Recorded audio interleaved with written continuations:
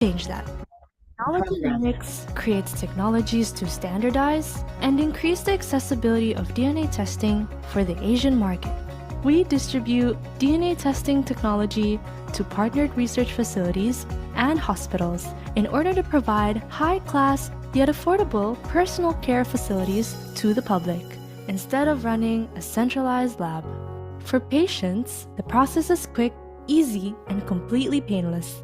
Sampling can be through a simple buccal swab or saliva test. These samples will then be analyzed through our own tools and software, which we provide to partnered hospitals and laboratories to formulate a comprehensive DNA testing ecosystem. We are determined to help hospitals adopt genetic testing into their clinical practice in order to create an ecosystem where personalized care is standardized. Being tested with NALA means having a personalized report wherever you go. Patients can consult with doctors within our network regarding the results, who can then provide thorough recommendations regarding nutritional or medicinal needs, or prevention and screening needs catered to the individual. As you can see, the future of DNA testing is full of potential, and through collaboration with hospitals and research facilities to make testing more accessible, we are confident in bringing in the next era of healthcare. DNA testing for everyone. That is our goal. Make better health decisions, make it personal. Knowledge Genetics.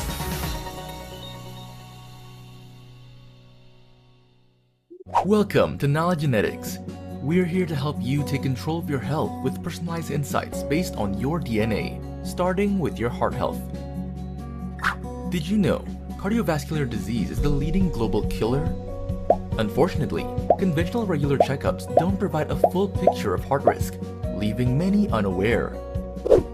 Meet Alex, a dad in his 30s. With a family history of heart disease, he's worried about his own risk. Alex has been working hard to stay healthy, exercising, eating well, and reducing stress. But he knows there's more he can do to protect his heart. That's where Cardiac Ready comes in. By taking an easy, non-invasive sample, Alex can uncover his heart risk for the next 10 years. This early insight empowers him to make proactive choices to protect his heart and avoid repeating his father's story. Cardiac Ready calculates heart risk by combining 3 key factors: polygenic risk, monogenic risk, and clinical risk. In just a few weeks, Alex and his doctor will get a report with a clear view of his heart health. And it doesn't stop there. Cardiac Ready also shows how Alex's body responds to statins, helping his doctor choose the best medication to keep his cholesterol in check. Thanks to Cardiac Ready, Alex now has a personalized preventive plan to keep his heart happy with no more guessing.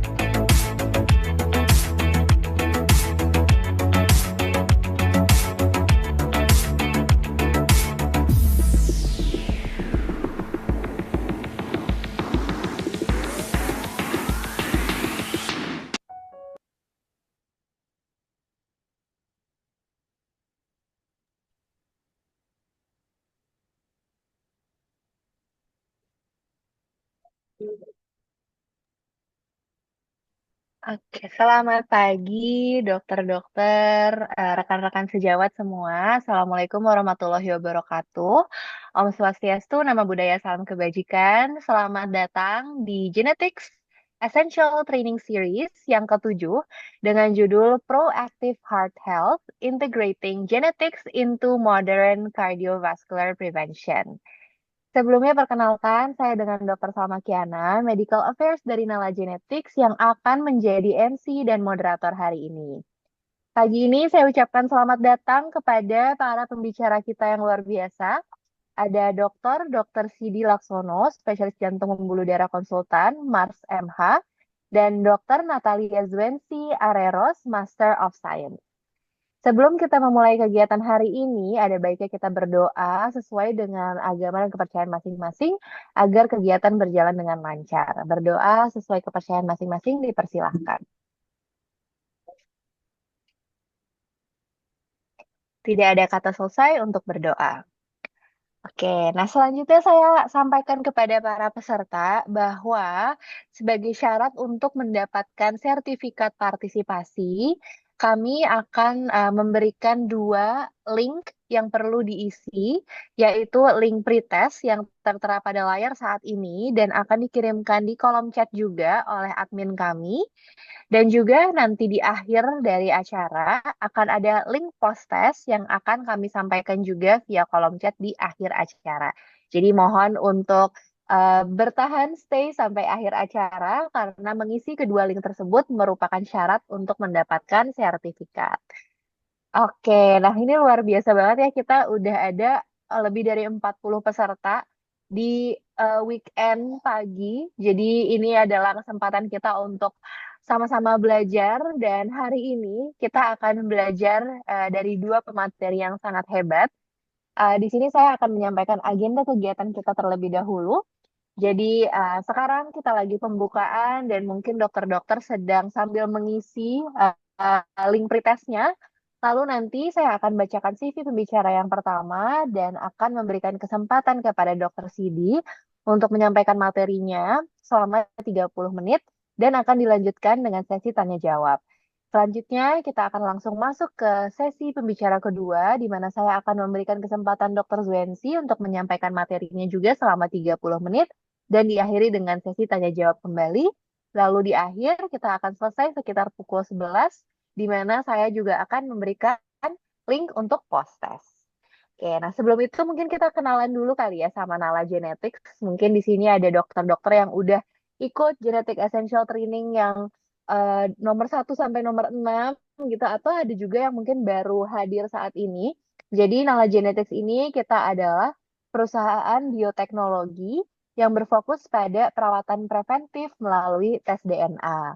Nah, jadi ini ada foto di sebelah kanan, ini adalah foto dari founders kita. Mungkin boleh di next. Nah, jadi Nala Genetics ini kita sebenarnya produk anak bangsa, jadi founders kita adalah orang Indonesia, tapi kita tentu banyak bekerja sama dengan berbagai kolaborator dan KOL di bidang kesehatan, sampai secara internasional juga. Dan di sini ada beberapa mitra dari mulai rumah sakit, institusi, laboratorium yang bekerja sama dengan Nala Genetics. Next. Oke, nah di sini ada beberapa layanan dari Nala Genetics. Jadi kita benar-benar lengkap nih sebenarnya untuk pemeriksaan genetik. Dari mulai pemeriksaan farmakogenomik untuk melihat kecocokan obat berdasarkan faktor genetik. Kemudian lifestyle genomics untuk personalisasi nutrisi dan gaya hidup. Kemudian untuk prediksi resiko penyakit. Yang mana hari ini kita akan bahas dengan detail yaitu cardiac ready, di mana cardiac ready ini adalah untuk memprediksi resiko mengalami penyakit kardiovaskular. Selain itu sebenarnya kita juga ada Mamoredi, di mana Mamoredi ini adalah untuk memprediksi resiko penyakit breast cancer.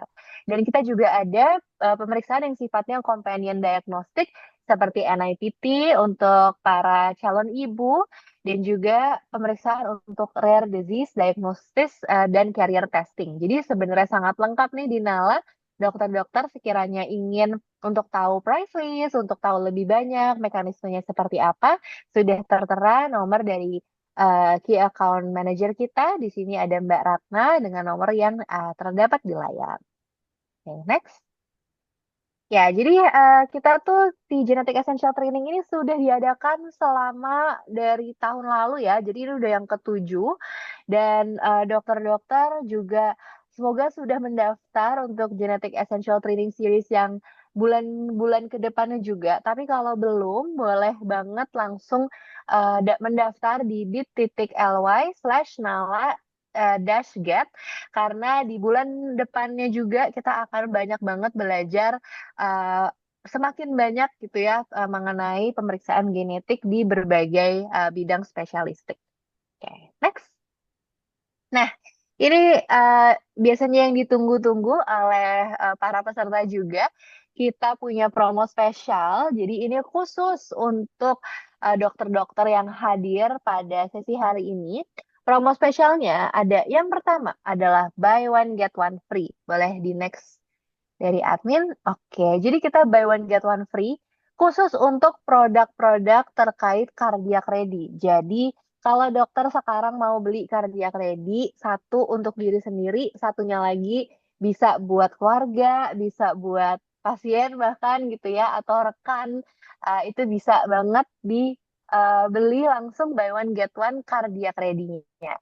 Nah, tapi kita juga bisa nih sebenarnya beli langsung bundle. Jadi misalnya beli cardiac ready sekaligus juga deh sama Nutri Ready dan Life Ready-nya. Jadi lengkap ya. Udah tahu resiko penyakit kardiovaskular seperti apa, kemudian gimana nih kita untuk mengelola gaya hidup dan nutrisinya yang terpersonalisasi berdasarkan genetiknya. Jadi untuk masing-masing bundle di sini itu juga buy one get one gitu. Jadi kalau dokter beli misalnya yang cardiovascular prevention bisa dapat satu cardiovascular prevention lagi. Oke, boleh di next. Nah, untuk produk kita yang lain, untuk RX Ready, Nutri Ready, Mamo Ready, dan Life Ready, itu ada diskon 25%. Nah, sama halnya dengan bundle-bundle yang ada di layar saat ini, itu juga diskon 25%. Jadi, boleh dipilih aja dok mau yang mana, dan ini benar-benar good deal banget untuk dokter-dokter yang hadir di sesi hari ini. Oke, next. Nah, pasti udah nggak sabar mau belajar dari Dokter Sidi. Saya sebelumnya akan membacakan terlebih dahulu CV Dokter Sidi. Jadi Dokter Sidi ini rajin sekali sekolah ya dok, saya lihat.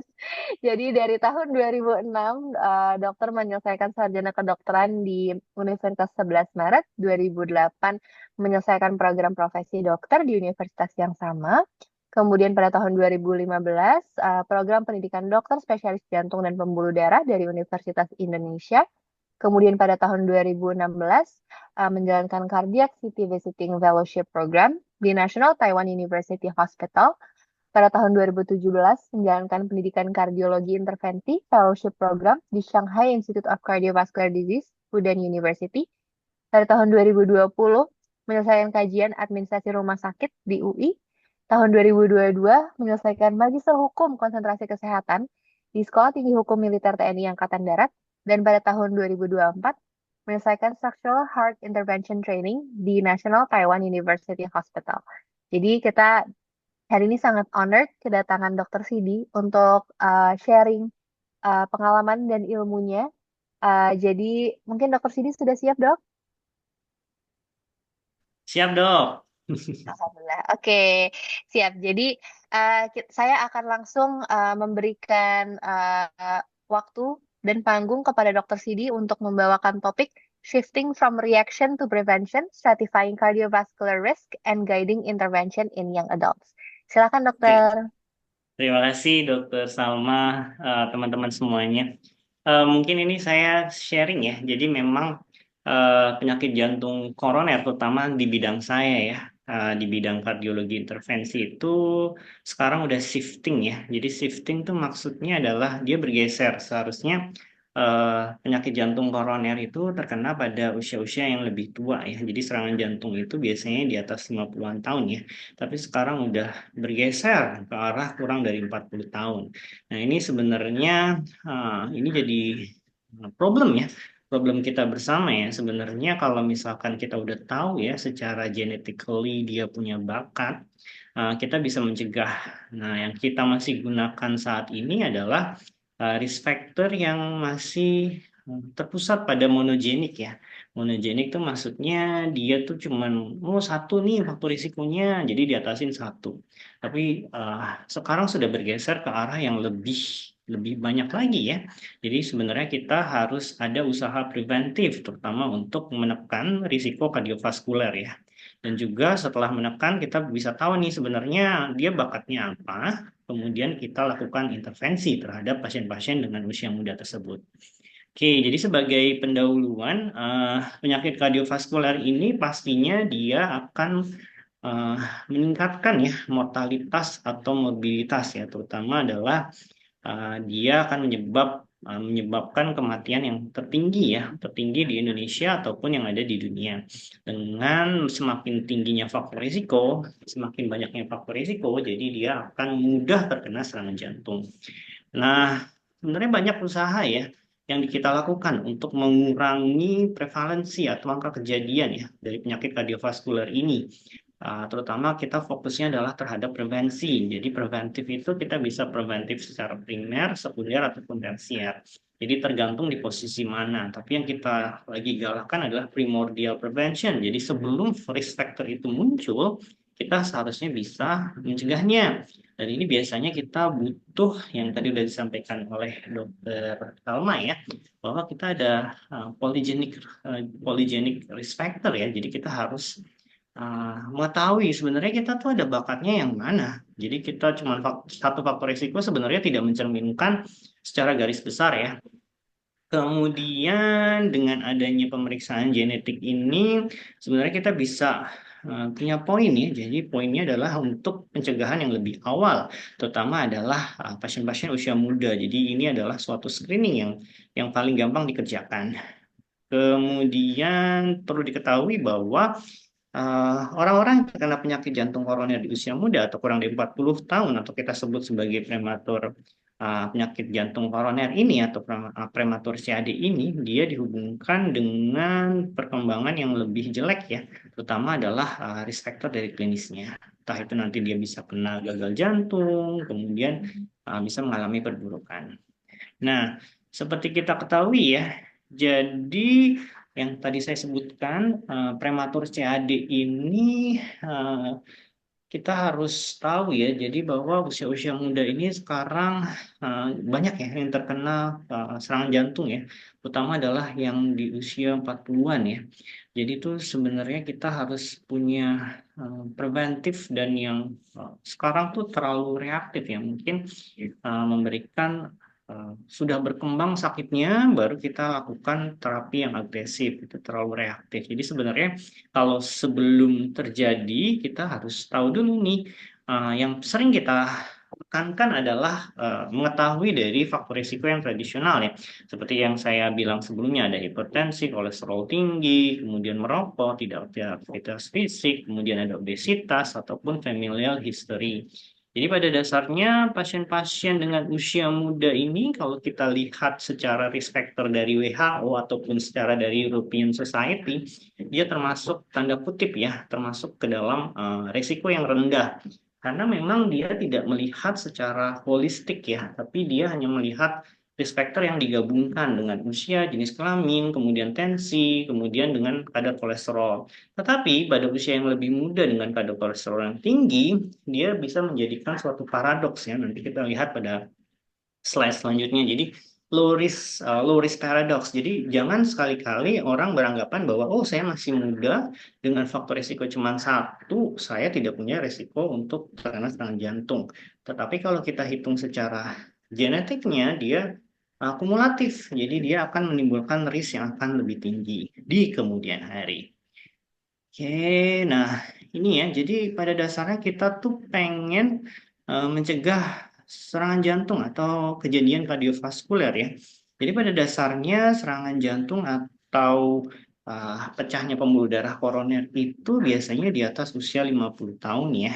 Nah, sebenarnya kita udah bisa tahu nih, udah bisa tahu dengan umur yang lebih muda ya. Jadi yang pengen kita lihat adalah sebelum dia berkembang menjadi aterosklerosis ya. Aterosklerosis itu ada kayak sumbatan di pembuluh darah ya. Jadi itu sumbatan di awal tuh bisa terdeteksi ya. Jadi pada usia-usia yang lebih muda, 20-30 tahun. Makanya di beberapa negara maju, medical check up tuh sudah dikerjakan pada usia yang lebih muda, 20-an tahun.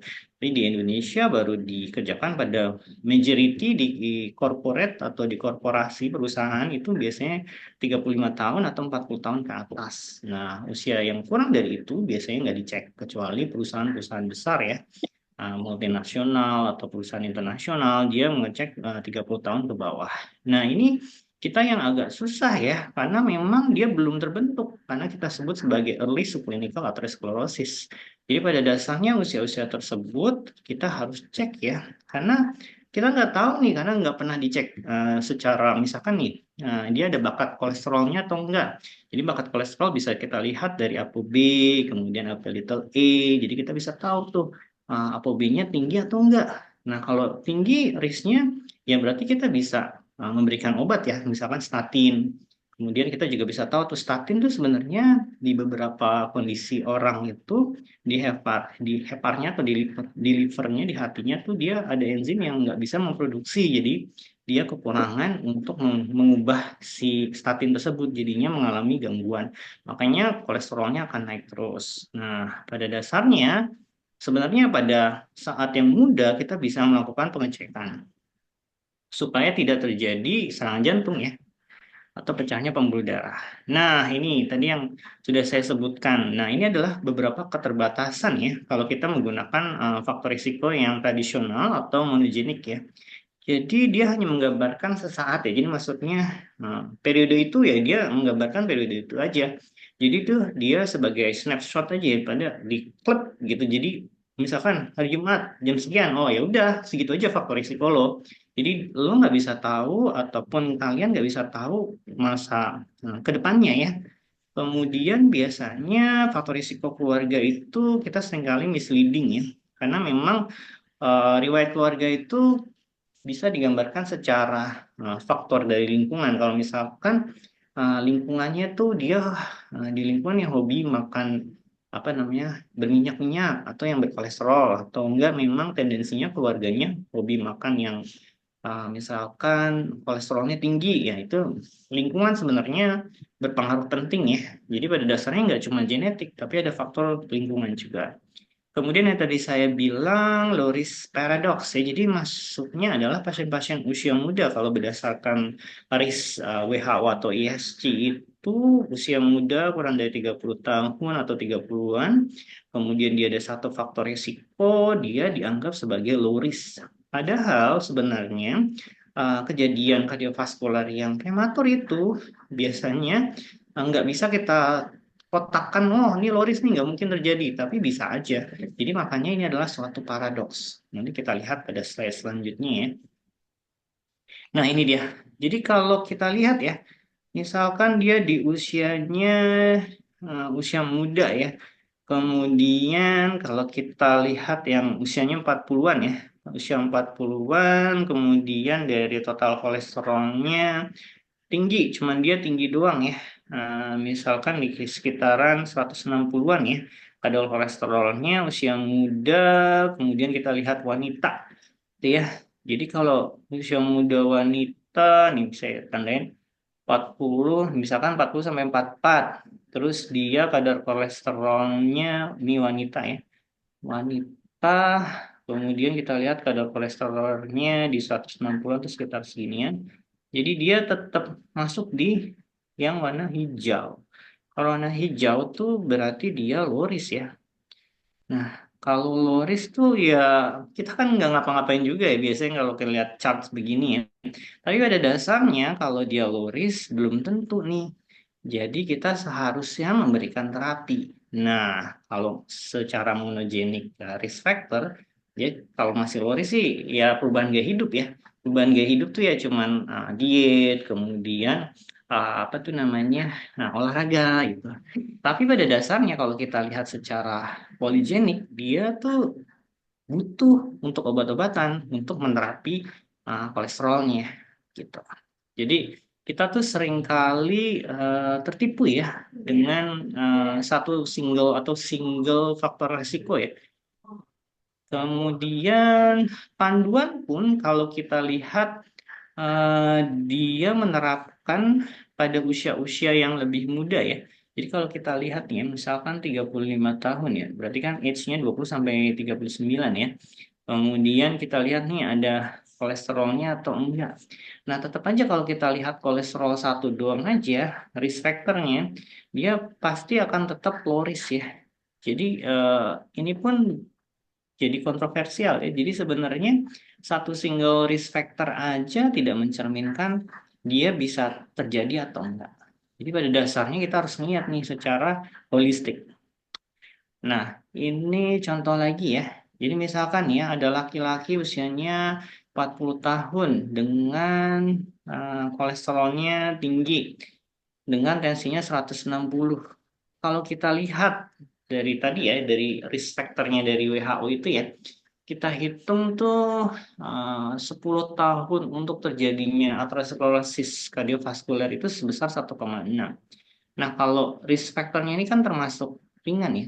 Jadi kalau ringan sih biasanya kita cuman perubahan gaya hidup ya. Jadi ternyata nih konflik nih. Jadi kalau misalkan kita butuh diubah lah ya, kita kasih statin atau enggak ya. Jadi kalau dari guideline tuh biasanya kita cuman perubahan gaya hidup ya. Nah, kalau saya sih karena mungkin terbiasa diintervensi, jadi setinggi kita menganggap kolesterol tuh jahat ya. Ya, LDL tuh jahat banget. Jadi kita harus menekan sampai di bawah 100. Jadi kita harusnya memberi itu, tapi secara panduan tuh perubahan gaya hidup aja. Nah, jadi sebenarnya kita perlu nggak sih secara agresif atau enggak? Nah, makanya kita butuh pemeriksaan nih yang berdasarkan poligenik. Ya, jadi dia memeriksa semuanya ya. Jadi kita butuh sebenarnya pemeriksaan yang banyak ya. Jadi cuma satu kita periksa, kita bisa tahu itu bakat genetik kita tuh tinggi atau enggak. Nah, biasanya nih eh, kita bisa melihat nih ya, sebenarnya pemeriksaan ini tuh digunakan untuk preventif ya. Jadi kita melihat apakah kita akan terjadi predisposisi untuk penyakit jantung koroner atau enggak. Kemudian pemeriksaan ini biasanya dia akan menilai ya secara screening ya, apakah seseorang ini mempunyai risiko genetik di kemudian harinya ya. Jadi dengan cara mengukur poligeniknya ya.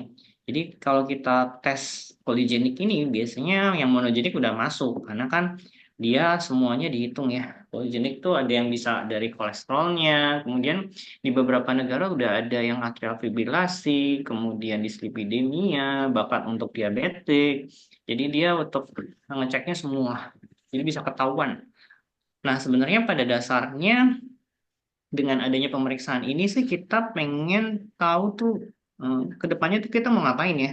Jadi kalau misalkan saya ada pasien usia muda tapi bakatnya cuma satu yaitu kolesterol aja yang tinggi dengan genetik yang poligeniknya tingginya cuma di kolesterol, jadi saya bisa ngapain nih di kemudian hari. Dan biasanya sih karena mungkin saya dokter intervensi ya, jadi saya agresif di awal.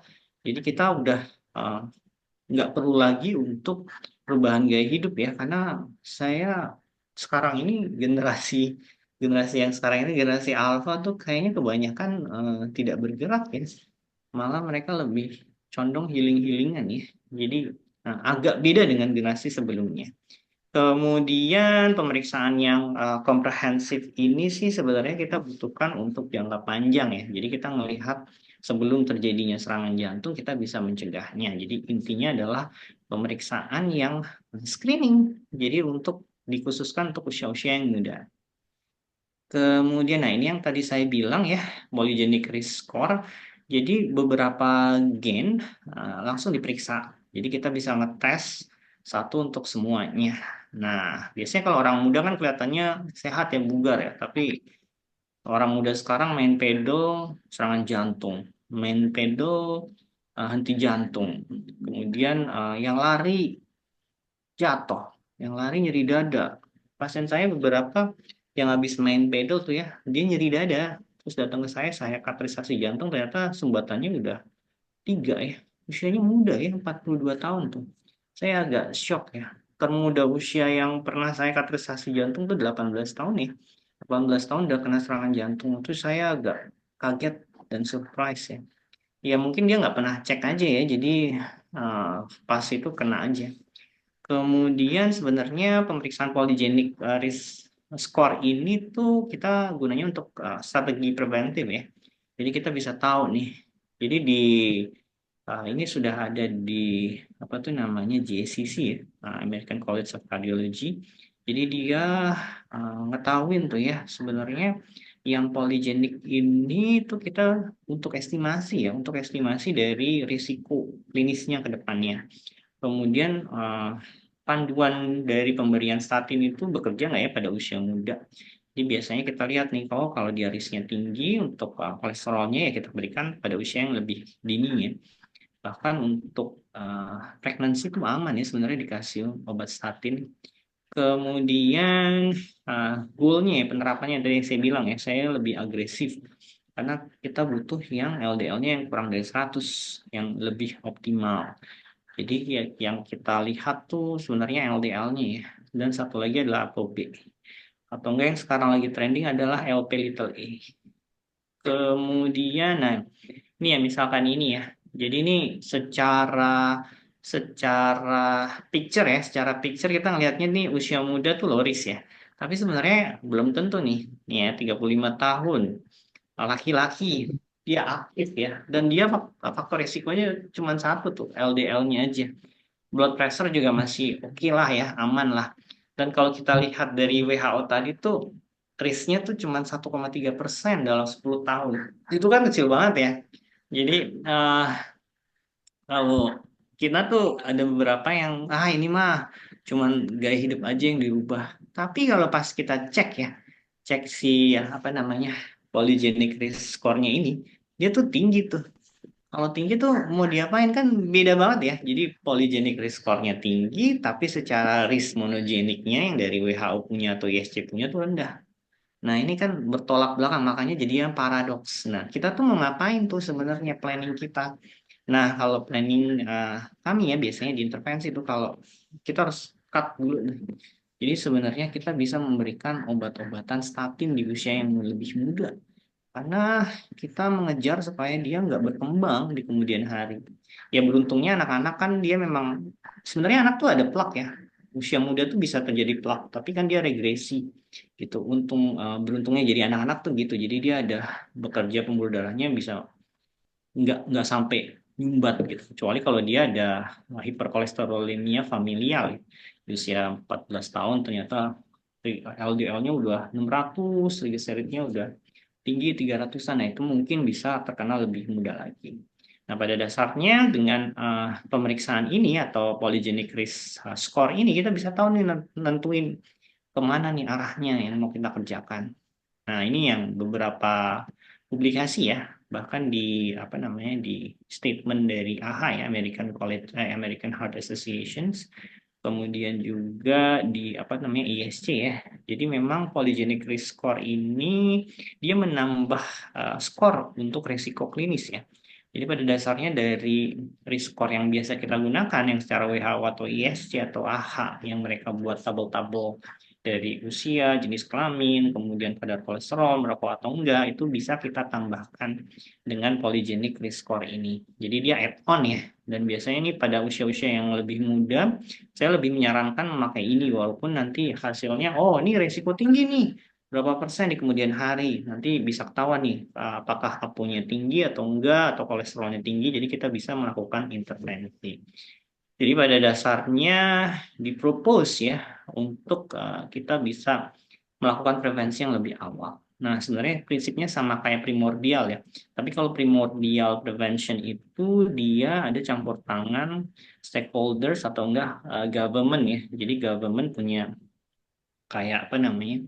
Oh nih, lo kadar kolesterol yang boleh segini dalam makanan, kemudian kadar garam segini. Nah itu primordial tuh lebih ke arah apa namanya? Kebijakan gitu. Oke, kemudian, nah ini mungkin terakhir ya. Sebenarnya dari pemeriksaan genetik ini atau uh, apa namanya pendekatan secara genetik terhadap klinis itu kita banyak ya. Jadi intinya adalah kita bisa melakukan preventif lebih awal, kemudian intervensi ya. Jadi early and aggressive intervention terutama adalah yang terlihat normal pada usia muda. Kemudian selain itu ya selain pemberian obat-obatan pasti ada lifestyle ya, ada konseling ya. Jadi kita bisa melakukan konseling sekaligus perubahan gaya hidup dan pemberian intervensi yang lebih dini. Nah, kemudian kita bisa tahu nih dari farmakogenetiknya juga dia punya risiko atau enggak, kemudian side effect terhadap pemberian obat atau enggak. Jadi beberapa, misalkan ya, ada orang yang dikasih pengencer, kita pasang cincin, kasih pengencer, tapi cincinnya nyumbat-nyumbat terus. Nah, ini jangan-jangan si obat itu memang secara genetically yang ada di liver nggak bisa diubah. Jadi kita tahu tuh enzim yang ada di liver bermasalah. Jadi mungkin kita bisa gunakan obat yang lainnya. Jadi kita bisa mengubah lewat fase yang lain gitu. Jadi ini cukup cukup tahu juga ya, selain dari kita bisa tahu secara apa namanya preventifnya, juga kita bisa mengubah secara obat-obatannya. Kemudian memang ini untuk screening keluarga ya. Jadi ini mengidentifikasi apakah memang keluarga itu ada faktor risiko genetik. Jadi bisa aja kita cek ya. Jadi kita bisa tahu tuh sebenarnya seperti apa. Paling, oh ini masih ada ya. Jadi sebenarnya proaktif ya, keuntungannya selain proaktif dengan pendekatan-pendekatan secara genom ini untuk pasien tuh pemahaman ya yang diperlukan. Mungkin orang Indonesia belum paham secara awam ya bahwa pemeriksaan genetik itu diperlukan ya, terutama adalah untuk screening ya. Jadi setelah kita tahu di screeningnya, kita bisa melakukan pendekatan secara personalized. Personalized tuh tiap orang beda-beda ya. Jadi mungkin saya kolesterolnya tinggi, mungkin orang lain gulanya tinggi. Jadi secara beda individu itu kita men-treatnya juga beda. Jadi nggak pukul rata. Kemudian dari segi klinisi, kita bisa tahu tuh secara diagnostik dan secara prognostiknya seperti apa keakuratannya. Jadi biasanya kalau cuma monogenik sih pasti kadang suka paradoks ya. Bahkan apalagi yang East Asian ya, usia-usia Asia, yang usia muda, Asia Timur tuh biasanya kadar kolesterolnya tidak se-ekstrim yang ada di Eropa gitu ya. Kemudian kita lebih percaya kan memang evidence base ya, di beberapa literatur juga sudah dipublikasikan. Kemudian ya yang jelas sih kita butuh preventif ya, preventive medicine. Jadi kita men-treat sebelum terjadi. Nah, paling itu aja sih dari saya. Saya bisa kembalikan ke Dokter Salma. Silakan, Dok. Terima kasih, Dokter Sidi. Wah, menarik banget nih, Dok, materinya. Kita jadi belajar banyak dan jadi terbuka juga pikirannya ya, Dok. Kalau ternyata yang mungkin kelihatannya tuh low risk dari clinical risk factors-nya, ternyata kalau kita lihat dari secara genetiknya, kita jangan-jangan selama ini tertipu dalam tanda kutip gitu ya, Dok, sama low risk-nya yang kelihatan dari luar aja. Yes, benar itu, Dok. Oke, nah mungkin dokter-dokter sekiranya ada pertanyaan, kalau ada yang mau langsung raise hand, sangat dipersilahkan. Kalau mau tulis di kolom chat dulu juga boleh sekali. Ini sembari menunggu sebenarnya belum ada nih dok, belum ada pertanyaan. Mungkin nanti kita gabung aja kali ya dok pertanyaannya dengan sesi. Oh ini Boleh. ada dok, sorry dok, ada satu dok dari Carmelita. Terima kasih banyak Dokter Sidi, pemaparannya sangat menarik. Izin bertanya dok, untuk di lapangan sendiri, adopsi dari tes genetik ini untuk membantu risk stratification pasien usia muda seperti apa? Sudah banyak digunakan atau belum sih dok? Mungkin in practice-nya gitu dok. Oke, jadi sebenarnya secara praktis di lapangan tuh maksudnya mungkin di remote kali ya. Kalau saya sih biasanya ngeceknya di rumah sakit ya. Jadi eh, rumah sakit kami kebetulan rumah sakit yang gede ya. Jadi ini udah ada di dua rumah sakit saya. Ini biasanya gede ya. Jadi maksud saya gampang periksanya gitu. Kalau untuk di remote sih saya mungkin dari Dokter Salma ya. Ini udah ada di mana aja gitu ya. Kalau dari secara practically-nya sih saya praktis banget ya. Jadi pada usia-usia muda ya, terutama adalah yang datang usianya 30 tahun dengan nyeri dada, cuman faktor risiko satu, nyut-nyutan, terus ini kayaknya bukan serangan jantung, saya nggak perlu cek macam-macam, cek aja dulu ini secara genetically-nya tinggi atau enggak gitu. Walaupun memang secara panduan ya, panduan itu belum ada untuk pemeriksaan poligenik ini ya, tapi secara beberapa publikasi memang dia menyarankan untuk poligenik ya, jadi sebagai add-on-nya. Paling itu aja yang saya bisa kasih. Tapi kalau Ya. untuk secara di daerah saya belum tahu ya dok ya, untuk kenalan genetik tuh udah tersebar di mana aja, jadi pemeriksaan genetik ini mungkin dari dokter Salma ataupun dari tim nalar genetik. Oke dok, terima kasih dok untuk masukannya. Betul sekali kita udah kalau untuk rumah sakit di Jakarta sih udah banyak banget yang kerjasamanya itu as in kit tes genetiknya itu udah ada gitu di rumah sakit gitu ya. Tapi kalau untuk remote itu juga sangat memungkinkan dok, karena kan kitnya itu sangat mudah, cuma kita pakai buccal swab aja dokter-dokter, jadi hanya swab 1 menit di dalam rongga pipi aja, yang mana kitnya itu kita bisa kirim kemana aja, jadi mau sampai ke Papua sekalipun itu bisa dikirim juga kitnya. Dan nanti untuk proses pretest counselingnya, jadi untuk counseling sebelum pemeriksaan genetiknya itu bisa dilakukan secara telemedicine juga. Jadi selama ada koneksi internet itu bisa dilakukan gitu. Oke, ini ada Dr. Jordan Bakriansyah, raise hand. Silakan Dr. Jordan. Ya, terima kasih. Salam kenal, Dokter Sidi. Kita Ya dok. sama-sama.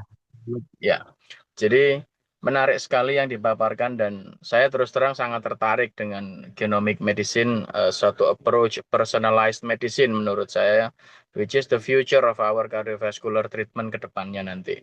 Ada 2 pertanyaan, Dokter Sidi. Yang pertama, when is the proper time to perform this test? Apakah kita mengerjakannya pada usia muda? Misalnya begini, taruhlah pasangan suami istri, dia pengen anaknya ke depannya tahu bagaimana profil terkait dengan genomiknya, usia mungkin 10 tahun, apakah memungkinkan atau ada evidence base yang mendukung as early as possible kita memeriksakan genomik terkait dengan siviris misalnya, itu ada manfaatnya ke depan. Karena kita tahu bahwa ada mutasi, ada intervensi dari environment yang membuat akhirnya terjadi perubahan. Nah, itu yang kita dari dulu nggak tahu kan. Misalnya gini, saya pernah dapat bacaan bapak ibu diabetes, tapi belum tentu anaknya diabetes meskipun dia at risk mungkin 6 kali lipat untuk diabetes. Tapi kan faktor-faktor gaya hidup, faktor lingkungan, climate change pun sekarang berpengaruh pada cardiovascular disease. Mungkin Dokter Sidi ada rekomendasi kira-kira kapan sih timing terbaik untuk melakukan pemeriksaan ini? Itu yang pertama. Yang kedua, pemeriksaan genomik ini kan ada berbagai macam sebetulnya. Salah satu yang pernah saya coba rekomendasikan adalah farmakogenomik, di mana kebetulan saya berteman baik dengan seorang farmakologi klinis. Dia sangat ahli di bidang farmakogenomik juga.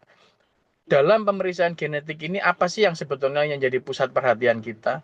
Apakah treatmentnya, obat yang cocok, ataukah seperti misalnya kalau kita bicara breast cancer dengan BRCA-nya misalnya, bahwa kalau terdapat gen ini maka ke depan akan jatuh ke breast cancer misalnya. Jadi seperti Angelina Jolie dia melakukan mastektomi misalnya, meskipun belum terbukti ada breast cancer di sana. Apakah ke depan misalnya sudah terbukti bahwa oh ternyata Anda itu punya gen untuk timbulnya PJK ke depan, maka dari awal sudah harus diinisiasi statin atau dilakukan lifetime changes dan sebagainya, atau mungkin perlu dilakukan CTCA rutin berapa tahun sekali.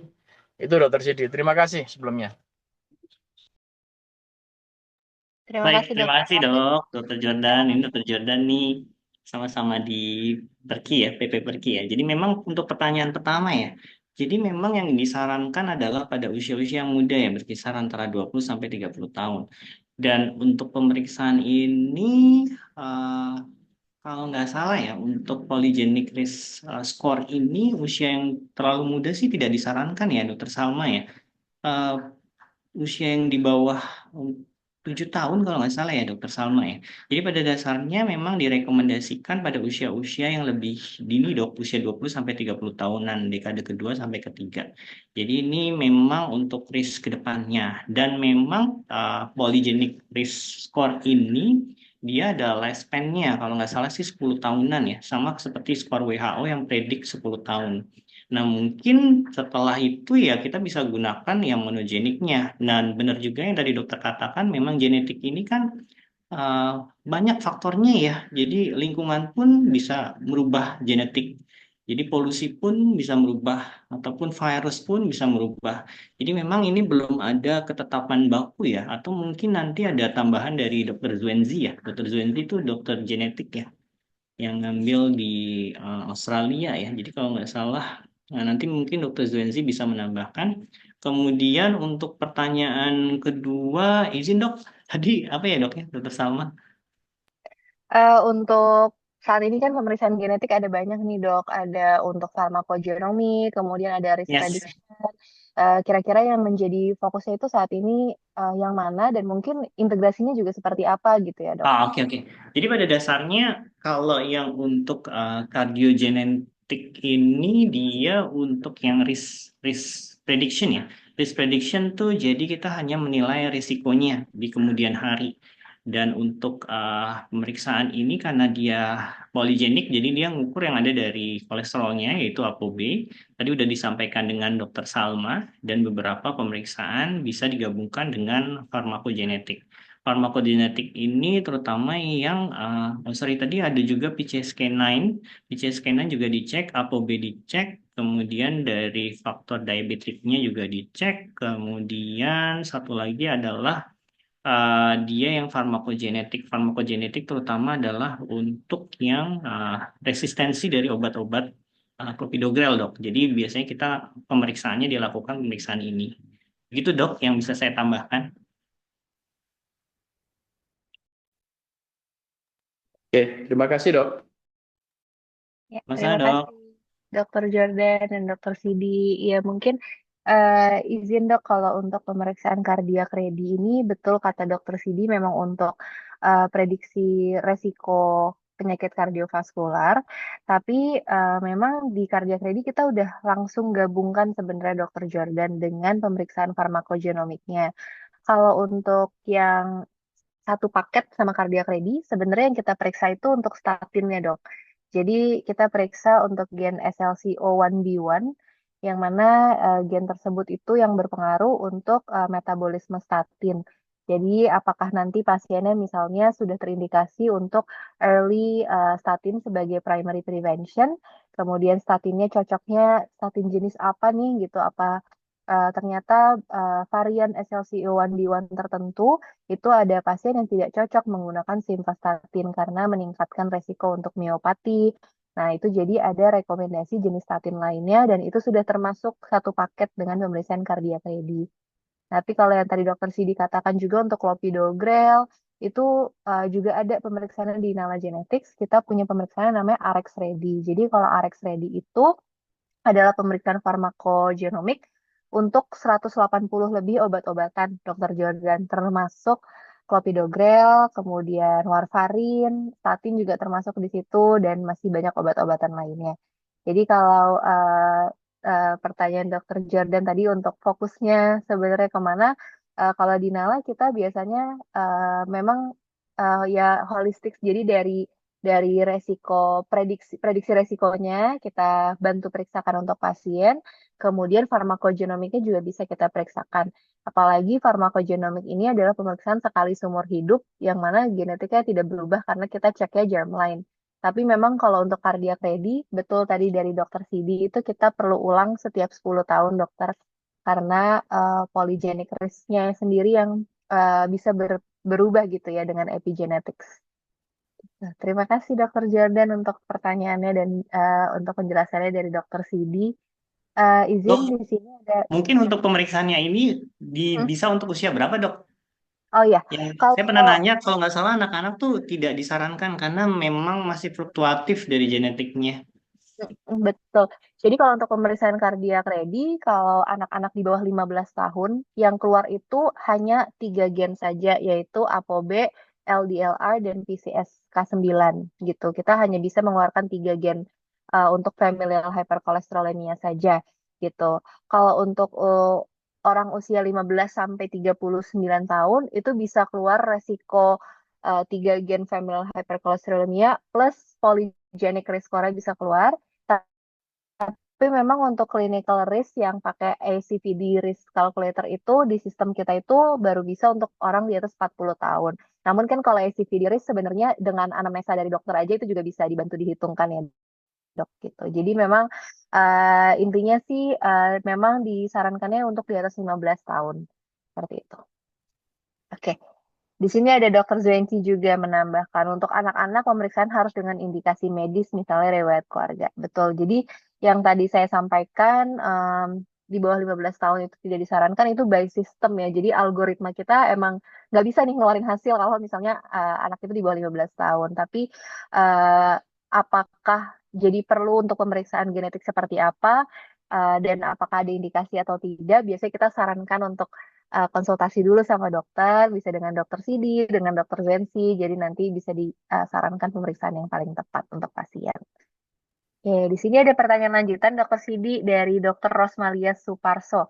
Dok, boleh tanya apabila ada kelainan MVP pada jantung dan ada kelainan darah G6PD deficiency, enzim pemeriksaan apa saja yang perlu? Sudah konsumsi Concor 2,5 mg selama 15 tahun, usianya udah 73 tahun nih dok, udah usia lanjut ya.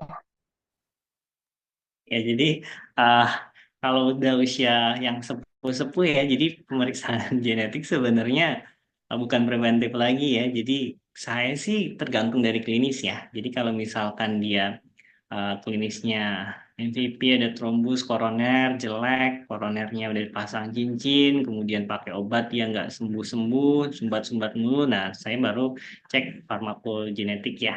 Jadi farmakogenomiknya dicek nih yang tadi Dokter Salma udah bilang, apakah memang ada kecenderungan secara obat genetically dia resisten terhadap pemberian obat. Nah, kalau udah selama 15 tahun konsumsi Concor 2,5 mg dan tidak ada perubahan yang maksudnya ya nggak ada yang ekstrim-ekstrim ya secara klinis walaupun MVP aja, ya saya nggak cek yang aneh-aneh ya dok ya. Jadi saya nggak perlu cek malah. Ya pada dasarnya MVP-nya yang harus dibenerin. Kemungkinannya seperti itu. Jadi kalau untuk usia tua atau usia yang octogenarian tuh saya biasanya hanya melihat secara klinis aja. Dan untuk pemeriksaan genetik itu saya lebih cenderung ke usia yang lebih muda ya. Kecuali cancer ya. Kalau ada cancer mungkin saya cekin. Jadi untuk beberapa cancer ada memang obat yang targeted ya. Jadi targeted terapi gitu ya. Jadi kemonya harus sesuai dengan genetiknya. Itu ada. Jadi kita biasanya ngeceknya kalau ada cancer baru kita cek genetically-nya. Begitu. Paling itu aja yang bisa saya tambahkan. Ya, terima kasih banyak Dokter Sidi. Semoga menjawab ya Dokter Rosmalia. Izin ini ada yang personal chat ke saya direct message dari Dokter Evi. Izin tanya untuk periksa kardiak ready sampelnya dari apa, berapa lama hasilnya jadi. Kita pakai bukal swab dokter, jadi hanya dari rongga pipi aja. Sangat mudah, sebenarnya pasien bisa ambil sendiri dengan kita pandu dan hasilnya itu 2 sampai 4 minggu dok. Oke, mungkin karena belum ada pertanyaan lagi, saya lanjut dulu ya dok ke Dokter Zuensi. Nanti mungkin ada beberapa pertanyaan yang bisa kembali ke Dokter Sidi lagi. Boleh dok. Terima kasih dok. Oke, saya izin untuk mengingatkan ada promo spesial, jadi buy one get one free untuk produk-produk cardiac ready dan diskon 25% untuk produk kita yang lainnya. Nah, ini ada diskonnya. Bisa beli bundle juga ya, ataupun mau produk lainnya, misalnya tadi yang untuk farmakogenomik tadi kita banyak bahas ya, itu RX Ready namanya. Di sini pemeriksaannya lagi diskon 25% dari 4,5 jadi 3,375. Jadi sangat good deal. Saya juga izin mengingatkan untuk mengisi link pretest, mungkin nanti dari tim Nala boleh ditaruh lagi di kolom chat ya. Karena tadi kita cek kayaknya belum semuanya mengisi link pretest dan itu merupakan syarat untuk mendapatkan sertifikat. Selanjutnya, saya akan membacakan CV dari Dr. Natalia Zuensi Areros, Master of Science. Beliau menyelesaikan profesi dokter dari Universitas Samratulangi pada tahun 2010 dan Master of Science in Genomic Medicine dari Imperial College London tahun 2021. Dari UK ya dok, tadi dokter sini nyebutnya dari Australia, dari UK dok, dari London. Untuk experience-nya saat ini Dr. Zuensi merupakan genetic counselor di Nala Genetics dari tahun 2023 sampai sekarang dan juga seorang dosen di Medical School of Satya Wacana Christian University. Mungkin Dokter Zenti sudah siap, Dok?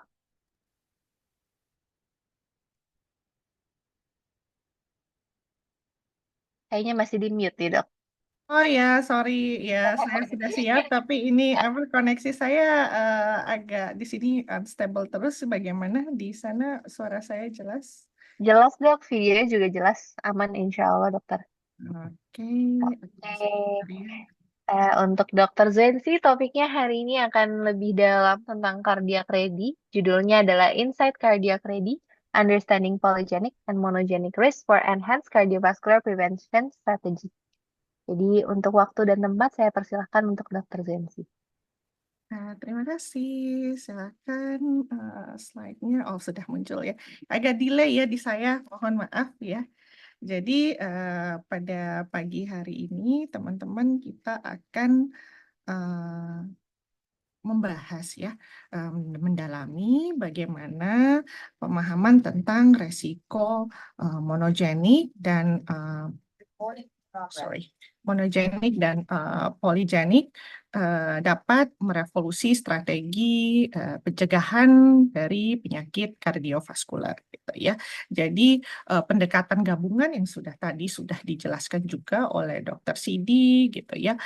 Ini kita harapkan lebih efektif gitu ya daripada kita menggunakan hanya dengan metode konvensional. Terus kita akan membahas bagaimana hal ini dapat membantu dokter dan pasien ya membuat keputusan yang lebih tepat ya untuk overall secara kesehatan jantung secara holistik. Next slide. Oke, apa itu cardiac ready? Kita lanjut ke slide berikutnya. Oke. Nah, penyakit tadi sebenarnya sudah dijelaskan ya dokter ya. Jadi bagaimana penyakit kardiovaskular itu merupakan penyebab utamalah kematian global ya dengan lebih dari 50% kasus disebabkan oleh karena serangan jantung gitu ya. Kejadian serangan jantung prematur gitu ya, itu meningkat secara signifikan itu sekitar 29% antara tahun 2021 sampai 2023. Tadi juga Dokter Sidi sudah membagikan kayak pengalaman ya di klinis bagaimana beliau lebih sudah mulai sering menjumpai kasus-kasus kejadian penyakit jantung di usia yang muda 40-an. Jadi selama ini kan metode penilaian risiko yang digunakan itu adalah metode tradisional gitu. Jadi Nala Genetik mengembangkan sebuah produk cardiac ready namanya ya. Jadi yang dapat memberikan tambahan penilaian risiko dari risiko genetik. Jadi dia tidak menggantikan produk ini tidak menggantikan pemeriksaan tradisional yang sudah dokter-dokter lakukan selama ini ya menurut guidelines. Jadi cardiac ready itu lebih ke menambahkan penilaian dari sisi genetik saja gitu ya. Jadi dan penilaiannya cardiac rate itu komprehensif. Jadi dia tidak hanya melihat monogenik, dia juga ada menghitung poligenik di situ, termasuk juga ada SCVD risk score ya secara klinis. Dan produk ini itu sudah melalui pengembangan dan validasi lebih dari 100.000 titik data. Ini memang bahasa yang sangat bioinformatics ya, tapi tes ini itu satu-satunya ya, tes gabungan yang sudah divalidasi untuk populasi Cina, Melayu, India, dan Caucasians ya. Kebanyakan datanya itu diambil dari Biobank ya, UK Biobank. Dengan hasil validasinya, tes ini mampu mengidentifikasi 18 kali lebih banyak orang dewasa muda ya, dengan resiko CVD premature ya dibandingkan hanya dengan menggunakan tadi penilaian resiko tradisional atau hanya dengan menggunakan riwayat keluarga. Slide berikutnya. Oke, ini agak delay di saya, tapi di sana enggak ya. Oke, cardiac ready ini menggabungkan semua faktor resiko yang sudah dikenal ya untuk memberikan tes prediksi resiko yang paling komprehensif yang seperti yang saya bilang tadi. Jadi dengan menggabungkan yang tadi ya faktor klinis dengan SCVD risk estimator dan menggunakan resiko poligenik nanti kita akan bahas. Jadi PRS ini produk ini mengadaptasi itu data dari PETL 2023 ya, ada sekitar 1,2 juta SNPs ya. Jadi PRS itu dia kayak semacam menghitung kelompok varian umum yang diketahui dapat meningkatkan atau menurunkan risiko seseorang terkena penyakit tertentu gitu ya, konsep dari perhitungan PRS. Lalu juga dia menghitung resiko monogenik. Jadi resiko monogenik itu adalah gen-gen yang resikonya tinggi, yang bersifat patogenik dan biasanya langka ya. Untuk di produk ini yang masuk adalah gen-gen yang berkorelasi atau yang dapat menyebabkan familial hyperkolesterolemia ya, ApoB, LDLR dengan PCSK9 gitu. Jadi dengan menggabungkan ketiga faktor ya, kita dapat membuat prediksi resiko yang diharapkan jauh lebih akurat gitu ya. Jadi kemudian pasien atau klien gitu ya akan dapat mendapatkan rekomendasi sesuai hasil. Slide berikutnya. Nah, ini sebenarnya repetitif dari slide sebelum yang sudah saya jelaskan ya, antara resiko monogenik, poligenik, dan resiko klinis, di mana tadi ya poligenik itu menggunakan model resiko CVD dari PRS gitu ya. Nanti jenis resikonya hasilnya ditampilkan dalam bentuk persentil populasi. Kalau nanti dikatakan elevated, oh iya, hasil genetik itu memang pakemnya kalau hasilnya tuh kalau nggak rata-rata yang meningkat seperti itu ya dokter-dokter ya. Jadi kalau misalnya hasilnya elevated itu biasanya ambang batasnya itu 20% teratas dari persentil populasi atau di atas 80% seperti itu. Nah, kalau misalnya average ya tentu saja sebaliknya ya di bawah itu. Untuk resiko monogenik, dia melihat apakah ada varian patogenik. Ya. Jadi dikatakan elevated, jadi jika ditemukan satu atau lebih, jarang ya kalau lebih dari satu, tapi bisa satu atau lebih varian patogenik dari gen-gen yang diuji gitu ya, 3 gen tadi, dan resiko klinis itu menggunakan kalkulator resiko ASCVD kembali lagi. Jadi kombinasi resiko-resiko ini pada akhirnya akan menghasilkan satu kategori resiko keseluruhan ya. Jadi kalau dia dianggap rata-rata, ya kalau semua dari ketiga hasil ini adalah hasil average atau rata-rata dianggap meningkat, ya kalau kita menemukan satu dari ketiga model itu menunjukkan resiko elevated. Jadi diharapkan dengan pendekatan gabungan ya, semua faktor resiko utama dipertimbangkan untuk memberikan gambaran yang lebih akurat bagi setiap orang yang mengambil tes ini. Slide berikutnya. Ini ada clinical validation. Kita ke slide yang langsung aja ke hasilnya berikutnya. Oke, jadi ini adalah semacam metrik performa ya antara model resiko gabungan ya genetik dan klinis tadi dengan model resiko tunggal yang tradisional aja dari produk cardiac ready. Jadi data ini diambil berdasarkan populasi luas serta ada subpopulasi yang lebih spesifik tadi termasuk gen Asia Tenggara di situ ya. Jadi kita bisa lihat di kolom pertama itu populasi yang all available population ya, populasi umum, di mana ini menunjukkan NRI itu atau Net Reclassification Index itu sebesar 28,6%. Jadi artinya model ini yang digunakan di Cardiac Ready berhasil mengklasifikasi kembali 28,6% individu ke dalam kategori resiko yang lebih akurat. Jadi kita bisa katakan sebuah peningkatan yang cukup signifikan sih ya dokter-dokter dibandingkan dengan hanya menggunakan model yang tradisional saja gitu ya. Kemudian di prediksi resiko kita bisa lihat walaupun odds ratio-nya mirip ya, antara 2718 itu dibandingkan dengan 2670, dokter-dokter bisa memperhatikan bahwa kalau model gabungannya itu ya, klinik dengan genetiknya itu dapat mengidentifikasi 9.056 kasus true positif gitu ya. Sementara model klinis itu 5.812 ya. Jadi ini menunjukkan bahwa model gabungan itu mampu menemukan lebih banyak individu beresiko tinggi secara akurat gitu ya. Terus untuk performa ya untuk hasil pada subpopulasi yang paling relevan adalah individu di bawah 50 tahun gitu ya. Jadi untuk individu di bawah 50 tahun dengan kadar LDL normal, jadi model gabungan ini jauh hasilnya ya jauh melampaui yang model yang tradisional gitu ya. Jadi model gabungan itu mengidentifikasi 335 kasus true positif ya, sedangkan yang klinis hanya 7. Jadi ini bisa dokter-dokter perhatikan ya peningkatan yang luar biasa ya, mencapai 47,8 kali lipat.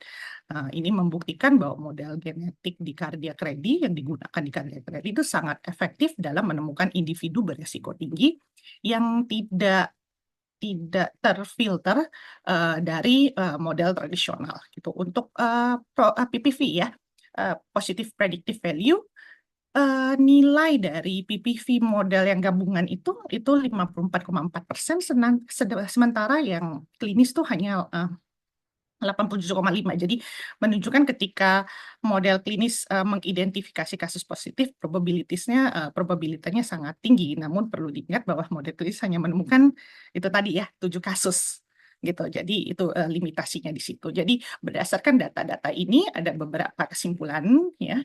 Yang pertama adalah model resiko gabungan cardiac ready berhasil mengklasifikasi ulang lebih dari 25% individu ke dalam kategori resiko yang lebih akurat, jadi menunjukkan peningkatan yang signifikan gitu. Yang kedua adalah model ini mengidentifikasi jumlah individu yang beresiko tinggi yang jauh lebih besar dibandingkan dengan metode tradisional atau konvensional, jadi memungkinkan tindakan pencegahan yang lebih tepat sasaran gitu ya. Model gabungan tadi ya menunjukkan performa juga yang cukup kuat ya, terutama pada populasi muda di bawah 50 tahun dan individu tanpa hiperkolesterolemia yang jelas. Jadi ini membantu dokter-dokter klinisi lebih akurat ya mengidentifikasi individu beresiko tinggi yang mungkin tidak, yang kembali lagi yang mungkin tidak terfilter lewat model tradisional. Oke, slide berikutnya.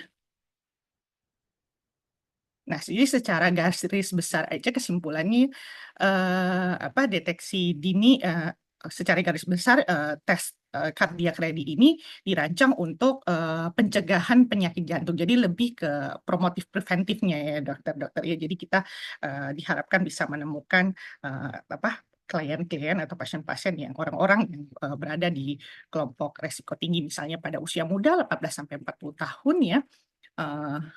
Tes ini sangat efektif ya untuk mendeteksi individu yang tadi di high risk gitu sebelum munculnya faktor klinis. Jadi tujuannya ya untuk intervensi dini seperti perubahan gaya hidup, screening, atau misalnya sudah membutuhkan obat-obatan. Jadi untuk usia parubaya juga dapat meningkatkan akurasi estimasi resiko. Jadi data genetik kalau kita tambahkan ke faktor klinis konvensional, jadi akurasi prediksinya akan jauh lebih baik. Jadi misalnya kalau di rumah sakit, produk-produknya Nala juga bisa digabungkan dengan medical check-up pasien seperti itu ya. Jadi dengan panduan pencegahan sekunder juga untuk usia lanjut di atas 55 tahun ke atas ya. Tes ini data genetik itu dapat memprediksi kejadian berulang gitu ya. Jadi diharapkan dokter-dokter klinisi itu memungkinkan dokter-dokter untuk menyesuaikan strategi pengobatannya. Jadi mau dikembangkan uji klinis juga gitu ya. Jadi siapa sebaiknya menggunakan cardiac ready?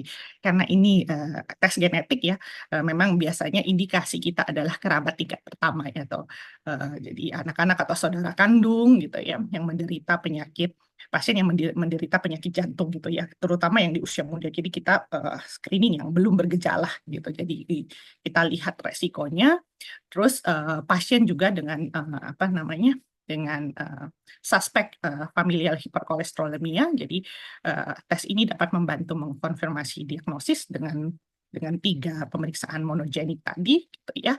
Jadi dapat ini ya memandu dokter-dokter ya dalam manajemen terapi gitu. Lalu yang ketiga adalah sebenarnya tes ini bisa dilakukan oleh siapa saja ya, individu asimptomatik, jadi tanpa gejala gitu ya, orang-orang tanpa gejala yang ingin medical check up rutin gitu. Jadi menjadi kayak tambahan informasi gitu. Jadi dapat menjadi bagian dari penilaian resiko gitu ya. Penilaian faktor peningkat resiko jadi untuk pencegahan primer. Lalu pasien bisa juga dilakukan untuk pasien dengan riwayat penyakit jantung, jadi individu yang sudah pernah menderita penyakit jantung sebelumnya ya, yang sekali lagi dapat memandu strategi pencegahan sekunder gitu yang dipersonalize. Kita ke slide berikutnya. Lalu ke slide berikutnya. Oke, kita akan membahas lebih masuk ke dalam lebih dalam lagi ya dua konsep utama dalam penilaian prediksi resiko genetik itu perbedaan antara monogenik dan resiko poligenik. Jadi kalau kita berusaha untuk mendapatkan memahami konsepnya aja gitu ya dokter. Jadi biar dapat menginterpretasi hasil genetik gitu yang benar gitu.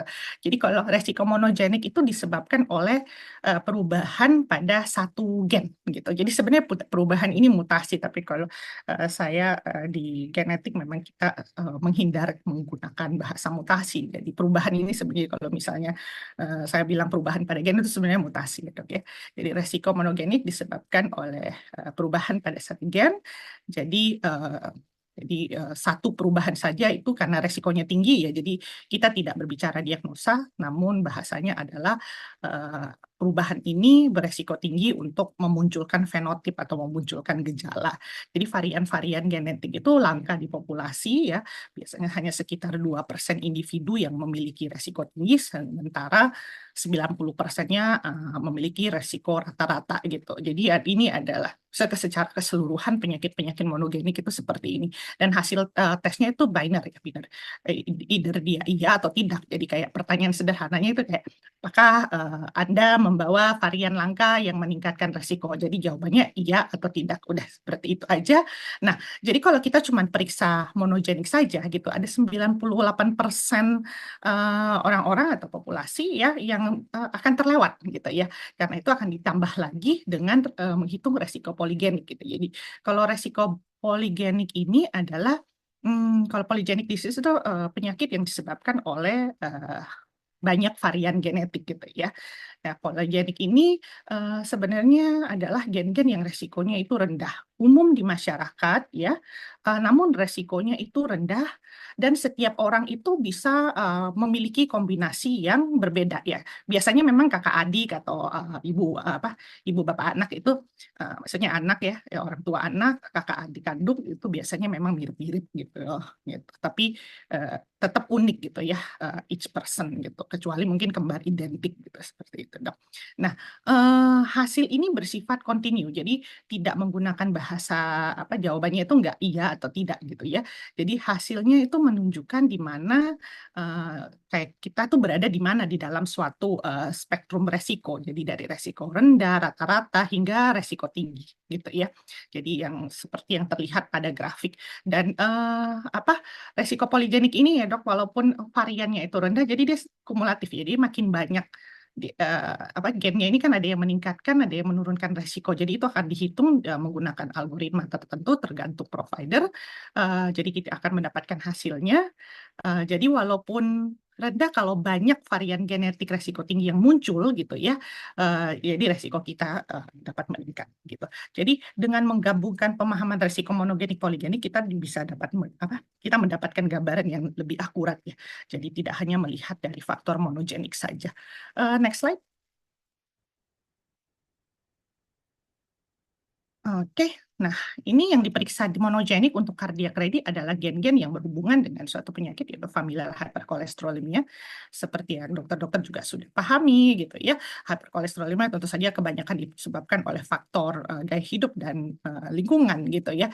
Jadi familial berarti kita melihat yang karena faktor ada perubahan atau mutasi pada gen ya.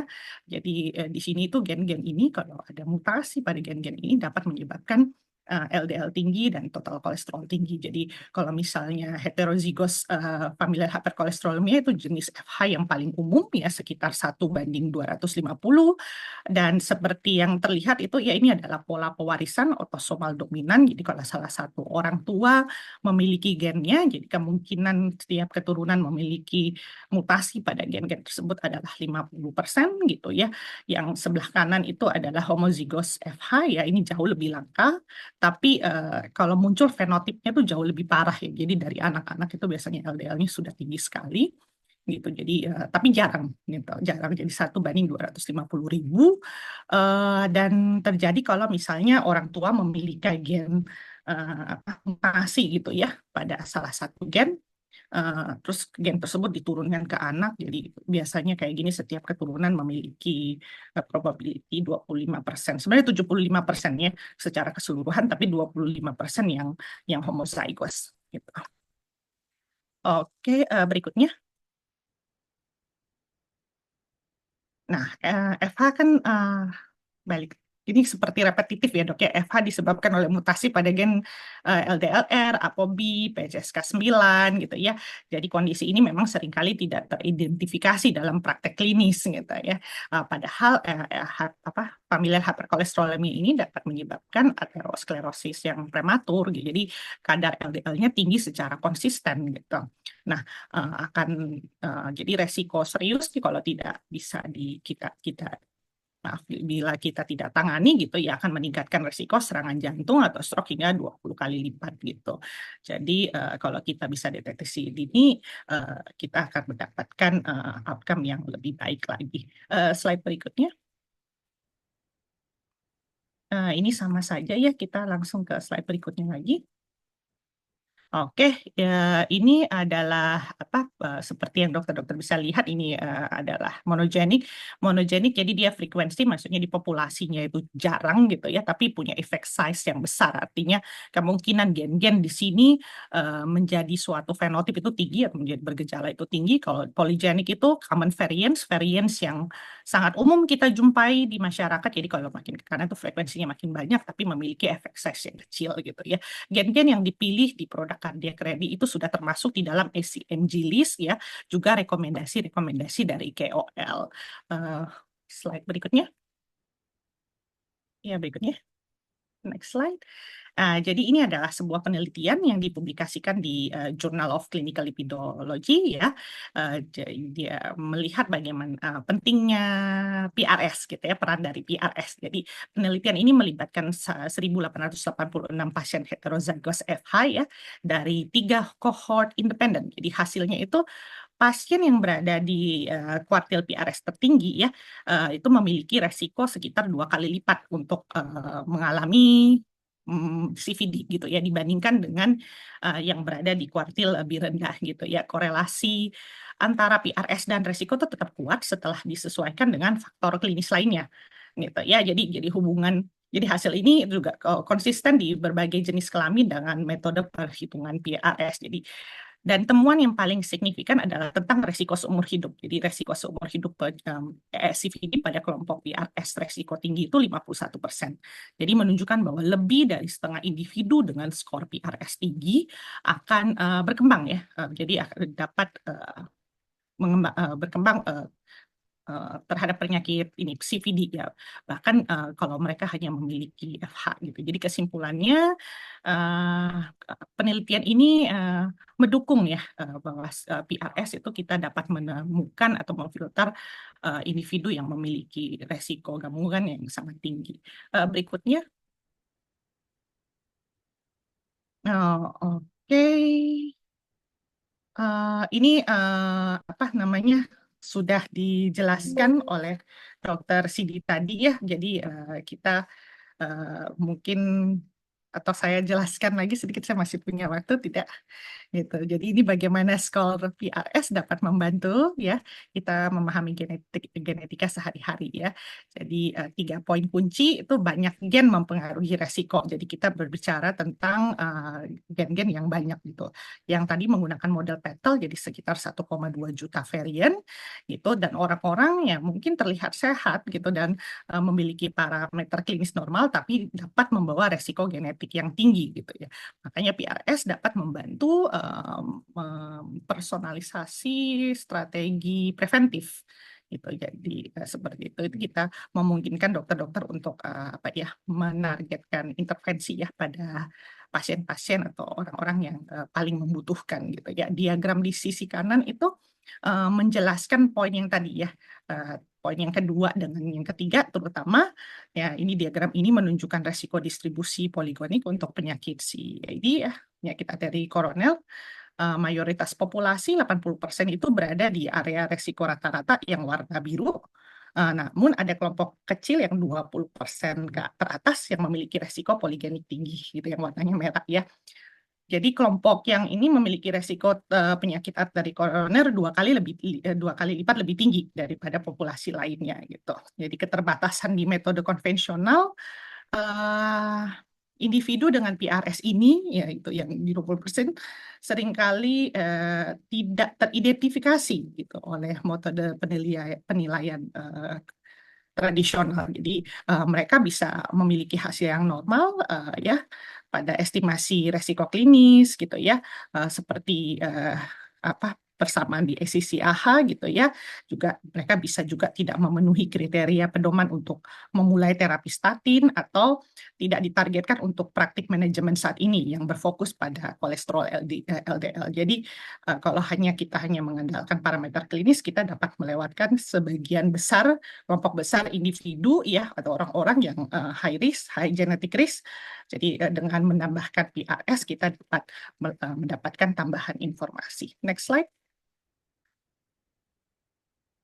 Ini adalah di sebelah kanan, ini adalah sebuah Manhattan plot ya, sebuah kurva PRS yang kalau ini dokter-dokter kalau punya waktu, ini karena waktu saya terbatas, ini bisa melihat di jurnal PETL ya, NALA menggunakan algoritma atau data yang sama yang digunakan oleh PETL. Oke, next slide. Oke, berikutnya ini adalah contoh, kita akan melihat contoh report dari Cardiac Ready berikutnya. Saya belum berubah page-nya. Oke, ini adalah monogenic risk report page ya. Jadi halaman dari hasil dari resiko monogenik.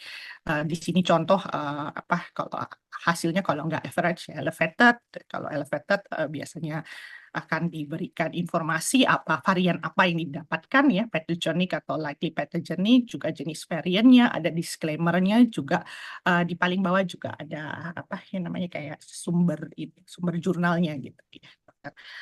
Slide. Ini ada belum. Ini ada halaman polygenic risk report ya. PRS gitu, kurang lebih sama ya, dia ada halaman hasilnya antara elevated atau average gitu ya. Jadi ini halamannya nanti berupa kurva dan akan terlihat nanti pasien akan berada di kelompok persentil yang mana gitu ya. Kalau di atas 80% dia akan meningkat. Gitu. Next slide. Ini juga adalah contoh dari resiko klinis ya. Ada kurvanya, ada grafiknya. Jadi dia melihat nanti ada persentilnya. Kalau kita di produk kardiak ready itu yang terhitung elevated itu di atas 20%. Nah, waktu saya kan beberapa bulan lalu itu banyak di Harapan Kita bersama dengan di poliklinik eksekutif ya, bersama dengan beberapa konsulen gitu dan menerima masukan yang banyak sekali gitu ya. Jadi untuk klinis makanya menurut kami produk kardiak ready ini akan dapat menunjang praktek klinis dari dokter-dokter spesialis ya, SPPD, dokter SPJP gitu ya.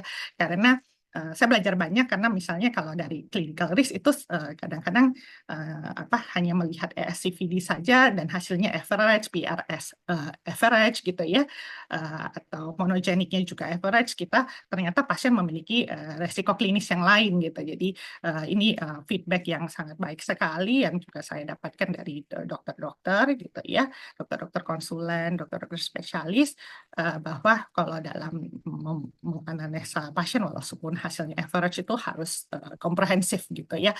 Begitu juga dari bukan cuma dari sisi genetik, terutama juga dari sisi klinis gitu. Karena itu biasanya produknya kalau di rumah sakit jantung dan pembuluh darah Harapan Kita biasanya produk ini digunakan sebagai produk tambahan di pemeriksaan jantung seperti itu dok, gitu MCU-nya. Oke, berikutnya. Ini adalah halaman rekomendasi ya. Nanti pasien akan mendapatkan halaman rekomendasi secara umum gitu. Berikutnya. Ya, berikutnya. Oke. Ini tadi ya. Jadi setelah memesan produk ini gitu, nanti ada pembacaan hasil dengan post test counseling ya. Jadi kalau misalnya hasilnya elevated ya biasanya kalau saya rujuk ya, tapi kalau misalnya dokter-dokter spesialis sendiri ya tentu saja dokter bisa menangani pasien dokter sendiri gitu. Untuk hasil average tetap kita produk ini tidak menggantikan pemeriksaan tradisional. Jadi tetap kita menyarankan untuk melakukan traditional risk assessment gitu ya. Dan kita juga diberi saran gitu ya, mendapatkan feedback dari dokter-dokter gitu di Heartkit kalau walaupun hasilnya average, kalau misalnya pasien-pasien belum pernah melakukan kayak medical check up jantung secara lengkap gitu ya, pasien orang-orang atau individu-individu di atas 20 tahun itu bisa kita sarankan untuk melakukan screening jantung gitu, apapun hasilnya termasuk average. Next slide. Ya, ini adalah semacam algoritma ya dokter. Kalau misalnya hasilnya average risk, biasanya kalau kami sarankan seperti apa, kalau elevated juga seperti apa. Kalau average itu biasanya juga dokter-dokter akan menyesuaikan dengan kondisi klinis pasien apa yang akan direkomendasikan untuk pemeriksaan selanjutnya gitu. Berikutnya.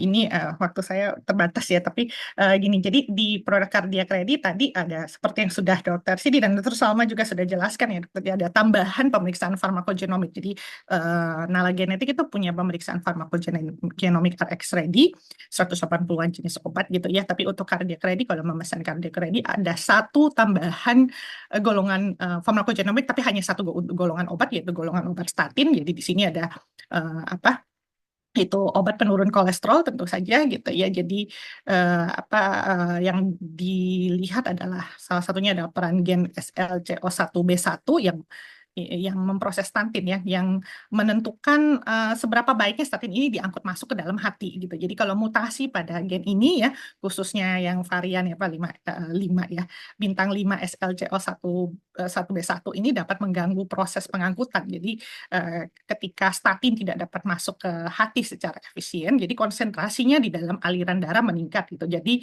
yang dapat memicu efek samping gitu. Kalau statin ya biasanya miopati ya dok ya gitu. Karena itu CPIC merekomendasikan untuk menghindari dosis tinggi statin gitu.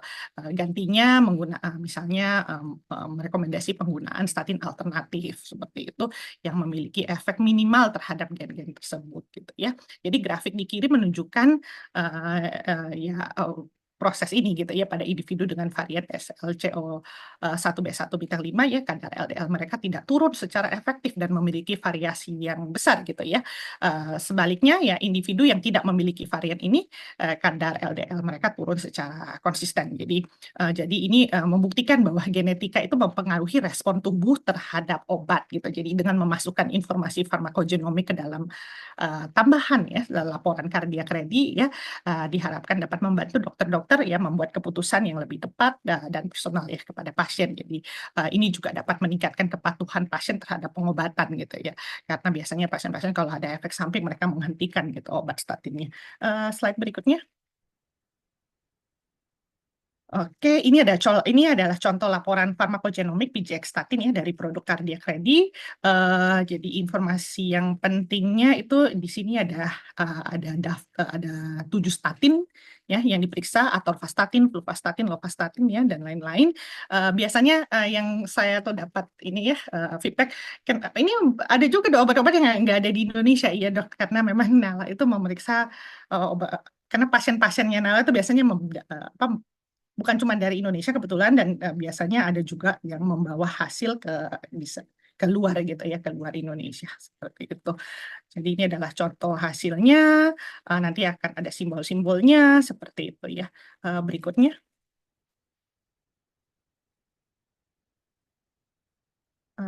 Slide berikutnya. Oh iya, ini sama ya kayak tadi. Oke, ya. Oke, sebagai penutup ya, ini rangkumannya gitu. Cardiac Ready itu adalah sebuah produk ya penilaian resiko yang lebih komprehensif, menggabungkan data genetik dan klinis, dan diharapkan memberikan informasi yang holistik ya dan akurat tentang resiko penyakit jantung seseorang dibandingkan dengan hanya menggunakan metode tradisional aja. Terus cardiac ready itu memiliki cakupan screening yang lebih luas ya, tadi dengan menggabungkan beberapa resiko, monogenik juga poligenik gitu ya.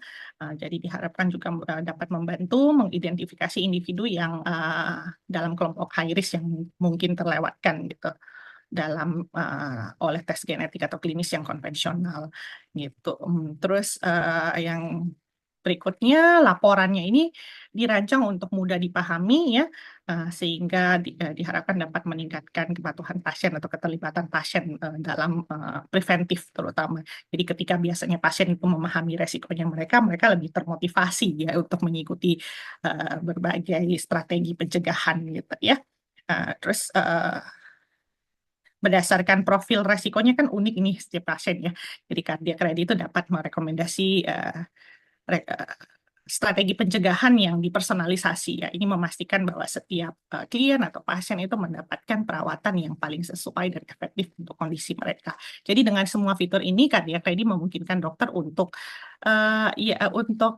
semacam bergerak ya atau bertransisi ya dari pendekatan umum ke pendekatan yang lebih terpersonalisasi gitu ya. Jadi menghasilkan hasil pemeriksaan kesehatan yang lebih baik ya, dan pencegahan penyakit yang lebih efektif. Nah, untuk dokter-dokter dan hadirin sekalian ya, ini kami dengan senang hati bukan cuma menerima pertanyaan ya, jadi kami dengan senang hati juga menerima feedback terutama dari dokter-dokter klinisi yang berhadapan langsung dengan pasien gitu. Jadi itu saja dari saya. Kalau misalnya ada pertanyaan atau ada feedback, silakan dokter. Terima kasih. Terima kasih, Dokter Zuensi. Oke, karena kita sudah mendengar insights dari tadi di awal dari Dokter Sidi gitu ya untuk bagaimana mungkin praktek klinisnya, kemudian dari Dokter Zuensi yang ahli di bidang genetik dan kita jadi lebih paham secara holistik lagi. Mungkin saat ini saya undang Dokter Sidi juga jika berkenan dokter mungkin ada beberapa pertanyaan yang bisa dibantu jawab bersama-sama antara Dokter Sidi dan Dokter Zuensi. Jadi di sini ada pertanyaan dari Dokter Karmel. Biasanya pemeriksaan genetik itu pakai sampel darah, dok, setahu saya gitu. Nah, kalau bukal swab ini kenapa dipakai? Akurasinya seperti apa? Dan untuk pemeriksaan cardiac ready, kenapa hanya 3 gen yang dipilih untuk monogenic risk? Biasanya di panel tes genetik itu ada banyak gen yang diperiksa. Ya, mungkin ini bisa dibantu oleh Dokter Zuensi. Iya, terima kasih ya Dokter Karmel. Ini pertanyaan yang bagus sekali dan sangat umum juga ya, termasuk yang frequent kita dapat pertanyaan seperti ini. Jadi kenapa bakal swab ya? Karena less invasif aja sebenarnya alasannya dok gitu ya. Jadi akurasinya bagaimana? Akurasinya sangat akurat gitu ya. Jadi metode dengan menggunakan metode less invasif ini memang kita gunakan, sudah umum digunakan di pemeriksaan genetik terutama untuk di screening. Jadi bukan untuk penegakan diagnosa. Jadi menggunakan sampel darah itu biasanya kita gunakan untuk metode diagnosa gitu ya. Jadi biasanya pada pasien yang bergejala dan ingin dokter kita menerima rujukan dari pasien gitu ya. Terus dokter ingin menegakkan membuat kayak pemeriksaan penunjang seperti itu, dok ya. Kalau screening kita sangat lumrah kita gunakan menggunakan bakal swab, bahkan beberapa provider, beberapa perusahaan biotech mengembangkan menggunakan saliva gitu ya. Karena konsep dari pemeriksaan genetik itu adalah kita menemukan sel yang berinti gitu ya. Asal kita menemukan sel berinti, pemeriksaan itu bisa kita lakukan. Jadi sel berinti itu nggak cuma kita bisa dapatkan dari darah. Jadi ya tentu saja banyak ya. Makanya prinsip kedokteran forensik juga seperti itu. Jadi tidak perlu harus sampel darah terutama untuk metode screening gitu. Kalau akurasinya bagaimana sebenarnya tergantung alat. Jadi apa yang digunakan dan alat-alat pemeriksaan genetik sekarang udah canggih banget ya dok ya. Itu sudah akurasinya itu rata-rata di atas 95% gitu, bahkan 99% gitu ya. Dan alat yang digunakan oleh Anala itu udah salah satu yang bisa saya katakan udah yang terbaik gitu ya, alat-alat biotechnya Nala. Terus yang tadi ada 2 pertanyaan ya Dokter Salma ya? Ya, pertanyaan kedua, kenapa kita pilih ApoB, LDLR, sama PCSK9, dokter? Sedangkan Oh iya. biasanya banyak nih panel tes genetik itu gen yang diperiksa. Iya, ya, ini pertanyaan yang umum juga gitu, wajar untuk ditanyakan. Alasannya yang paling eh, utama adalah karena 3 gen ini yang masuk di guidelines, gitu ya, di American Heart Association, begitu juga oleh dokter-dokter jantung di Indonesia ya, gitu, pedoman-pedoman yang dipakai ya. Baru 3 gen ini yang masuk di guidelines. Jadi kalau misalnya ingin mencari tahu gen-gen yang berhubungan dengan familia hyperkolesterolemia memang ada beberapa ya, tapi yang evidence base-nya kuat dan masuk di pedoman itu baru 3 gitu. Itu yang membedakan gitu. Jadi apa yang membedakan gen-gen yang masuk di pedoman atau dengan yang belum masuk di pedoman? Ya kalau sudah masuk di pedoman ya dokter-dokter klinisi seperti dokter Sidi di sini gitu ya, punya tentu saja punya langkah berikutnya secara klinis gitu ya. Kalau gen-gen yang belum masuk di pedoman ya istilah kita ya tentu saja kita belum punya panduannya seperti itu. Gitu. Itu dari saya, Dokter Salma. Siap, Dok. Terima kasih, Dokter Zensi. Ini ada pertanyaan lagi dari Dokter Esi. Mungkin ini bisa dibantu dengan Dokter Sidi juga ya, Dok. Izin tanya, Dok, dari hasil pemeriksaan ini, bila mana orang tersebut perlu dilakukan intervensi lebih lanjut untuk pencegahan terjadi heart attack atau pemeriksaan lebih lanjut, apa saja yang perlu dilakukan? Jadi kalau high risk gitu, Dok. Jadi apa nih yang kita bisa lakukan, Dok? Silakan, Dokter Sidi. Oke, jadi kalau screening di awal kita udah tahu ya, screening di awal misalkan dia usianya berapa ya, Dok? Ada usia nggak, Dok? Tidak ada info sih, Dok. Ini mungkin Oh, oke, pertanyaan oke, oke. general. Jadi Iya. kalau misalkan high risk ya, usianya muda gitu. Jadi kita ada tes tes screening lainnya ya, tes penapis gitu ya. Kalau misalkan sesuai dengan klinis. Jadi si secara polygenic risk score itu kan untuk menentukan dia ke depannya ya. Tapi kalau dia sudah ada clinically proven, jadi misalkan dia ada keluhan nyeri dada usia muda, dicek ini, saya sih lebih cenderung nanti ada cek tambahan, termasuk tes screeningnya. Tes screening mulai dari treadmill, kemudian CT scan. Nah, kalau ternyata dua-duanya positif, ya ada tindakan lebih lanjut seperti kateterisasi jantung. Jadi pasien saya itu ada yang umurnya 18 tahun ya. 18 tahun tuh udah chest pain. Pas di kateterisasi jantung ternyata sumbatan. Dan dia saat itu sih kayaknya tuh sekitar berapa tahun yang lalu ya. Belum masuk sih sayangnya. Sinala genetik ini belum masuk dan saya nggak tahu tuh ada polygenic risk score-nya itu. Jadi ya, saya cuma ngetes kolesterol, kemudian sama satu lagi APO. Jadi ApoB-nya tuh tinggi. Nah, pasti kalau kita cek polygenic risk score itu juga pasti tinggi. Karena kan salah satu tesnya di polygenic risk score itu kan ada ApoB-nya juga ya. Kemudian ada apa tuh namanya? Selain itu tesnya satu lagi tuh yang ada 3 ya. Ada 3 kan kalau nggak salah dokter Salma ya. Eh, LDR, PCSK9 sama ApoB, Dok. oh ya PCSK9 ya PCSK9 mungkin aja dia tinggi ya. Jadi sih sebenarnya tes-tes ini di awal sih lebih bisa ya. Kan memang umurnya di atas 15 tahun ya. Tapi saya lebih cenderung gunainnya pada pasien-pasien yang sekitar 20 sampai 30-an gitu. Nah, mungkin saya mau nanya nih, boleh nggak ke Dokter Zuenzi? Ini kan kalau umur 15 tahun ke bawah ya, apalagi kan saya punya anak nih, anak saya misalkan 5 tahun gitu ya. Jadi saya pernah nanya tuh ke salah satu dari Nala Genetik, katanya usia muda sih tidak disarankan. Ya saya masuk di akal sih, karena kan memang genetically kan bisa berubah-ubah ya. Kalau dari tanggapannya Dokter Zuenzi, bisa nggak sih sebenarnya kalau misalkan dari dokter anak terus dia pengen tahu cuman hiperkolesterolemia familial gitu ya. Kan biasanya hiperkolesterolemia familial kita cuman ceknya kalau di panduan tuh dari LDL-nya aja ya. Dan untuk pemeriksaannya bisa ApoB juga. Nah, kalau untuk anak-anak gimana nih Dokter Zuenzi untuk genetically-nya? Oke. Jadi kalau untuk anak-anak itu sebenarnya dok, kalau mau untuk monogenic screening, jadi sebenarnya gini, pemeriksaan genetik itu bisa dilakukan untuk siapa aja ya, karena kan gen itu kalau apalagi monogenik itu tidak akan berubah. Yang menjadi limitasi untuk tes genetik anak itu sebenarnya secara etik aja sih dok. Nah, iya, Ah, jadi kalau makanya tadi saya bilang tetap bisa kita lakukan, tapi harus dengan indikasi medis. Heeh.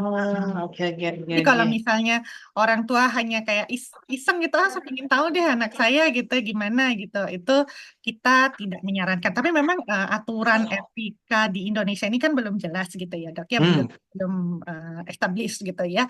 Tapi kalau dari saya sendiri gitu, kalau ada pasien ingin ingin apa memeriksa screening anaknya gitu ya, saya sih tidak menyarankan gitu, kecuali itu tadi memang ada indikasi medisnya, misalnya orang tuanya atau ada saudara kandung yang sudah terdiagnosa gitu. Jadi hmm. casting testing namanya itu bisa kita lakukan itu. Itu justru kita sangat menyarankan gitu seperti itu. Tapi kalau dari panelnya tadi yang disebutkan Dokter Salma kan nggak terdeteksi tuh. Sebenarnya bisa juga nggak tuh, Dok? Yang kalau dari monogenik, jadi hanya dikeluarkan monogenik saja dok. Hmm, Untuk PRS karena mengikuti modelnya Patel itu, jadi hmm. memang Patel itu kan kelompok usianya memang di atas Ya. 15, jadi itu saja. Jadi kurang akurat makanya tidak dikeluarkan oleh Nala gitu. Oh. Heeh. Jadi sebenarnya bisa ya, Dok ya? Mm-mm. Tapi bukan untuk screening rutin ya, Dok. Ya, Yang 20 tahunan lah ya, Dok ya. Yang di atas boleh, lima iya. belas tahun gitu. Iya, di atas 15 tahun gitu. Kalau aku sih Yes. lebih suka dia ya memang usia dewasa ya. Ya, Heeh, setuju, seperti setuju. itu. Iya. Oh iya, sama satu lagi, Dok. Ini mungkin karena kami di rumah sakit privat ya, Dok ya. Jadi beberapa tuh pasien kami kan memang insurance ya. Jadi insurance tuh apa udah masuk atau belum ya, Dok, untuk pemeriksaan ini? Dan karena mungkin mereka anggapnya genetik tuh ya sama kayak kongenital, jadi bawaan, jadi mereka nggak mau cover biasanya, gitu, Dok. Iya, silakan Gimana, dokter Salma nih. Dokter Ya, Salma? Ranahnya dokter boleh Salma nih, dok. medical affairs silakan. Iya dok. Iya dok, ini pertanyaan yang sering banget juga kita dapatkan. Sebenarnya kalau untuk insurance dari Nala sendiri kita sudah berusaha untuk bekerja sama gitu ya dengan beberapa insurance. Jadi yang mungkin pasti akan di cover adalah kalau yang sudah bekerja sama dengan Nala. Nah, memang kita kerjasamanya itu, tapi juga saat ini masih terbatas untuk employee gitu dok. Jadi untuk misalnya flexi benefit dari sebuah kantor gitu dok. Jadi ada beberapa kantor misalnya yang ada sebuah bank swasta yang kita sudah kerjasama di cover oleh asuransi tertentu, asuransi Zurich gitu itu bisa di cover. Tapi itu juga memang masih terbatas untuk employee dari kantor tersebut gitu. Jadi memang masih dari Nala kita berusaha untuk menjajaki kerjasama dengan masing-masing insurance. Nah, tapi kalau untuk eh, mungkin insurance secara umum memang yang saat ini masih sulit sih dok. Jadi yang dari Nala yang bisa kami bantu adalah jika memang ada indikasi untuk pemeriksaan, maka dokter dari Nala akan mengeluarkan surat rekomendasi seperti itu sebagaimana kalau kita mau claim insurance gitu ya dok. Tapi ya itu akan dikembalikan lagi biasanya ke insurance-nya apakah itu masuk sesuatu yang bisa diklaim atau enggak gitu. Tapi yang jelas dari Nala sih kita akan pasti bisa mengeluarkan surat rekomendasi kalau memang ada indikasi seperti itu dok.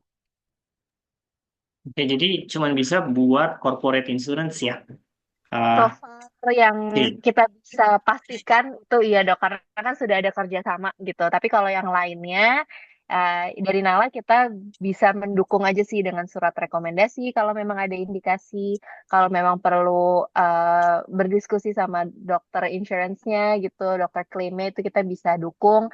Tapi memang so far kita akan kembalikan ke insurance-nya lagi sih apakah akan diklaim atau enggak gitu dok. Siap, siap, Dok. Kalau Jadi saya tambahkan Dokter Sidi, jadi kalau boleh. so far selama ini ya kita menerima, kalau kita yang pengalaman kita menerima rujukan dari satu rumah sakit swasta besar dan memang rata-rata pasiennya itu punya insurance, tapi jenis insurance-nya mungkin berbeda ya. Dan itu kan rujukan karena indikasi. Jadi kita dirujuk oleh spesialis jantung dan pembuluh darah untuk aritmia, Dok. Jadi Hmm. udah beberapa pasien itu ke cover, Dok. Gitu. Ah. Seperti Dok, itu. izin dok, itu dirawat inap atau dirawat jalan, Dok? Kayaknya rawat Inap ya, Dok ya? inap ya, Dokter Ah, oke, Tami oke, oke. yang ingat. Mungkin Siap, Dokter siap, Tami siap. boleh chat ya. Kalau nggak salah sih rawat inap ya dok ya. Seperti itu. Tapi pemeriksaan bukan cardiac ready, jadi kita menggunakan karena diagnosa ya. Jadi kita menggunakan whole Ah, exome seperti itu atau whole genome gitu tergantung ininya, oke, oke, tergantung oke. isinya Jadi seperti itu. beberapa pasien saya kan saya untuk insurance tuh mereka biasanya langsung ditolak, Dok. Jadi saya agak shock juga ya, karena memang ya kebanyakan sih kalau corporate yang dirawat jalan itu kan memang mungkin coverannya belum itu ya, Dok ya. Jadi Iya, memang kadang pasien-pasien tuh masuknya lewat rawat jalan, rawat inap, sorry, rawat inap. Jadi rawat inap mungkin bisa ke cover, tapi kalau untuk rawat jalan sih mostly nggak di cover, Dok. iya, Mostly gitu. betul dok. Kayaknya kemungkinan begitu dok, karena apa?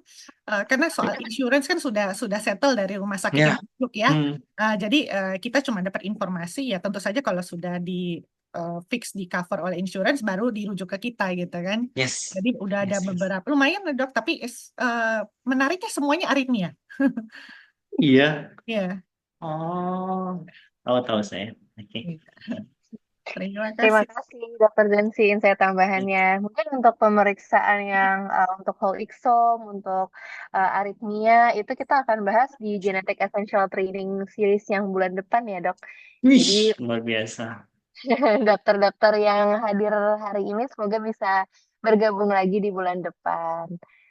Oke, apakah ada pertanyaan lagi? Kalau saya lihat sepertinya di kolom chat belum ada yang raise hand juga. Dengan itu berarti kita sudah bisa akhiri nih sesi tanya jawabnya. Terima kasih banyak Dokter Sidi dan Dokter Zensi untuk insight-nya.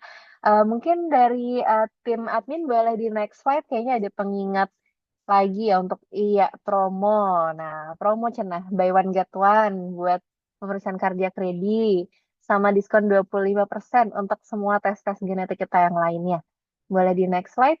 Nah, ini dokter-dokter kalau tertarik langsung di screenshot aja. Mungkin mau pikir-pikir dulu atau mau langsung chat ke Mbak Ratna, bisa langsung di save nomornya atau di screenshot. Boleh di next. Nah, ini untuk pemeriksaan-pemeriksaan lain selain cardiac ready ya. Kita ada RX ready untuk obat-obatan, Nutri ready, Life ready untuk nutrisi dan lifestyle, Mamo ready untuk breast cancer, atau mau langsung di bundle yang mana harganya jadi harga miring banget ya. Oke, boleh di next.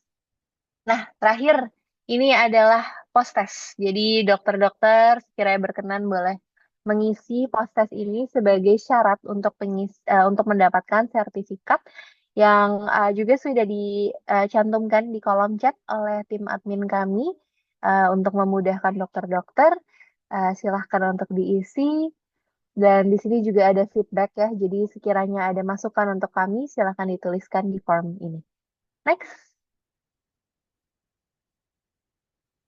Oke, dokter-dokter, mungkin kalau merasa dari sesi hari ini, wah menarik banget nih, tapi saya pengen belajar lebih dalam lagi. Kayaknya 2 jam nggak cukup. Nah, di Nala Genetics kita punya Google Classroom. Jadi, dokter-dokter bisa langsung aja mendaftar di bit.ly/nala strip onboard. Nah, nanti dokter-dokter bisa mengikuti video-video. Di sini ada Dokter Zenzi juga yang ngajar di dalamnya gitu, di mana video-videonya dokter bisa tonton at your own pace gitu untuk belajar lebih lanjut. Ada untuk produk Cardiac Ready maupun produk-produk kita yang lain. Nanti kalau dokter sudah menyelesaikan videonya, ada post test singkat di mana setelah itu dokter akan mendapatkan sertifikat onboarding dari Nala. Dan jika dokter-dokter misalnya setelah udah ngikutin Google Classroom masih pengen belajar lebih lanjut lagi sama kita, bisa banget juga kita fasilitasi sesi one on one jika ingin onboarding dengan Nala, sehingga dokter-dokter juga lebih percaya diri kalau mau untuk memesankan pemeriksaan genetik untuk pasiennya. Gitu. Ini boleh di foto atau di screenshot.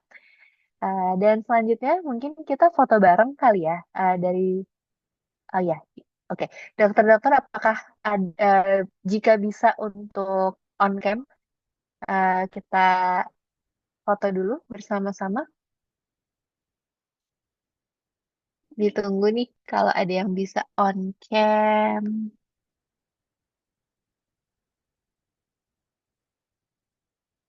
Oke, ada Dokter Ivan.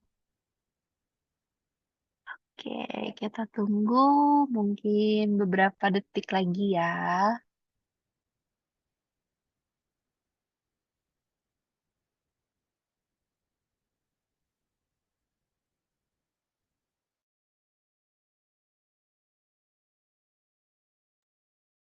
Oke. Mungkin dari tim Nala, apakah bisa membantu untuk screenshot? Hani bisa bantu? Oke, Dok. Oke. Ya, aku bantu hitung ya. 1, 2, 3. Oke, sekali lagi ya, Han. 1, 2, 3. Oke, semoga sudah di-screenshot oleh Raihani. Terima kasih banyak Dokter Sidi, Dokter Zensi untuk ilmunya hari ini. Benar-benar invaluable. Semoga kita bisa belajar lebih lanjut lagi sama dokter-dokter. Dan tentunya dokter-dokter audiens, kita ketemu lagi bulan depan ya dok. Di tanggal 20 September kita akan bahas inherited cardiac condition. Oke, terima kasih dokter-dokter semua. Saya Salma izin pamit ya. Dadah Terima Selamat Salma, kasih. dadah Dokter Sidi. Dadah Dokter Sampai Zanzi. bertemu semuanya. Dadah Dokter Salma. Dadah, Terima dokter. kasih.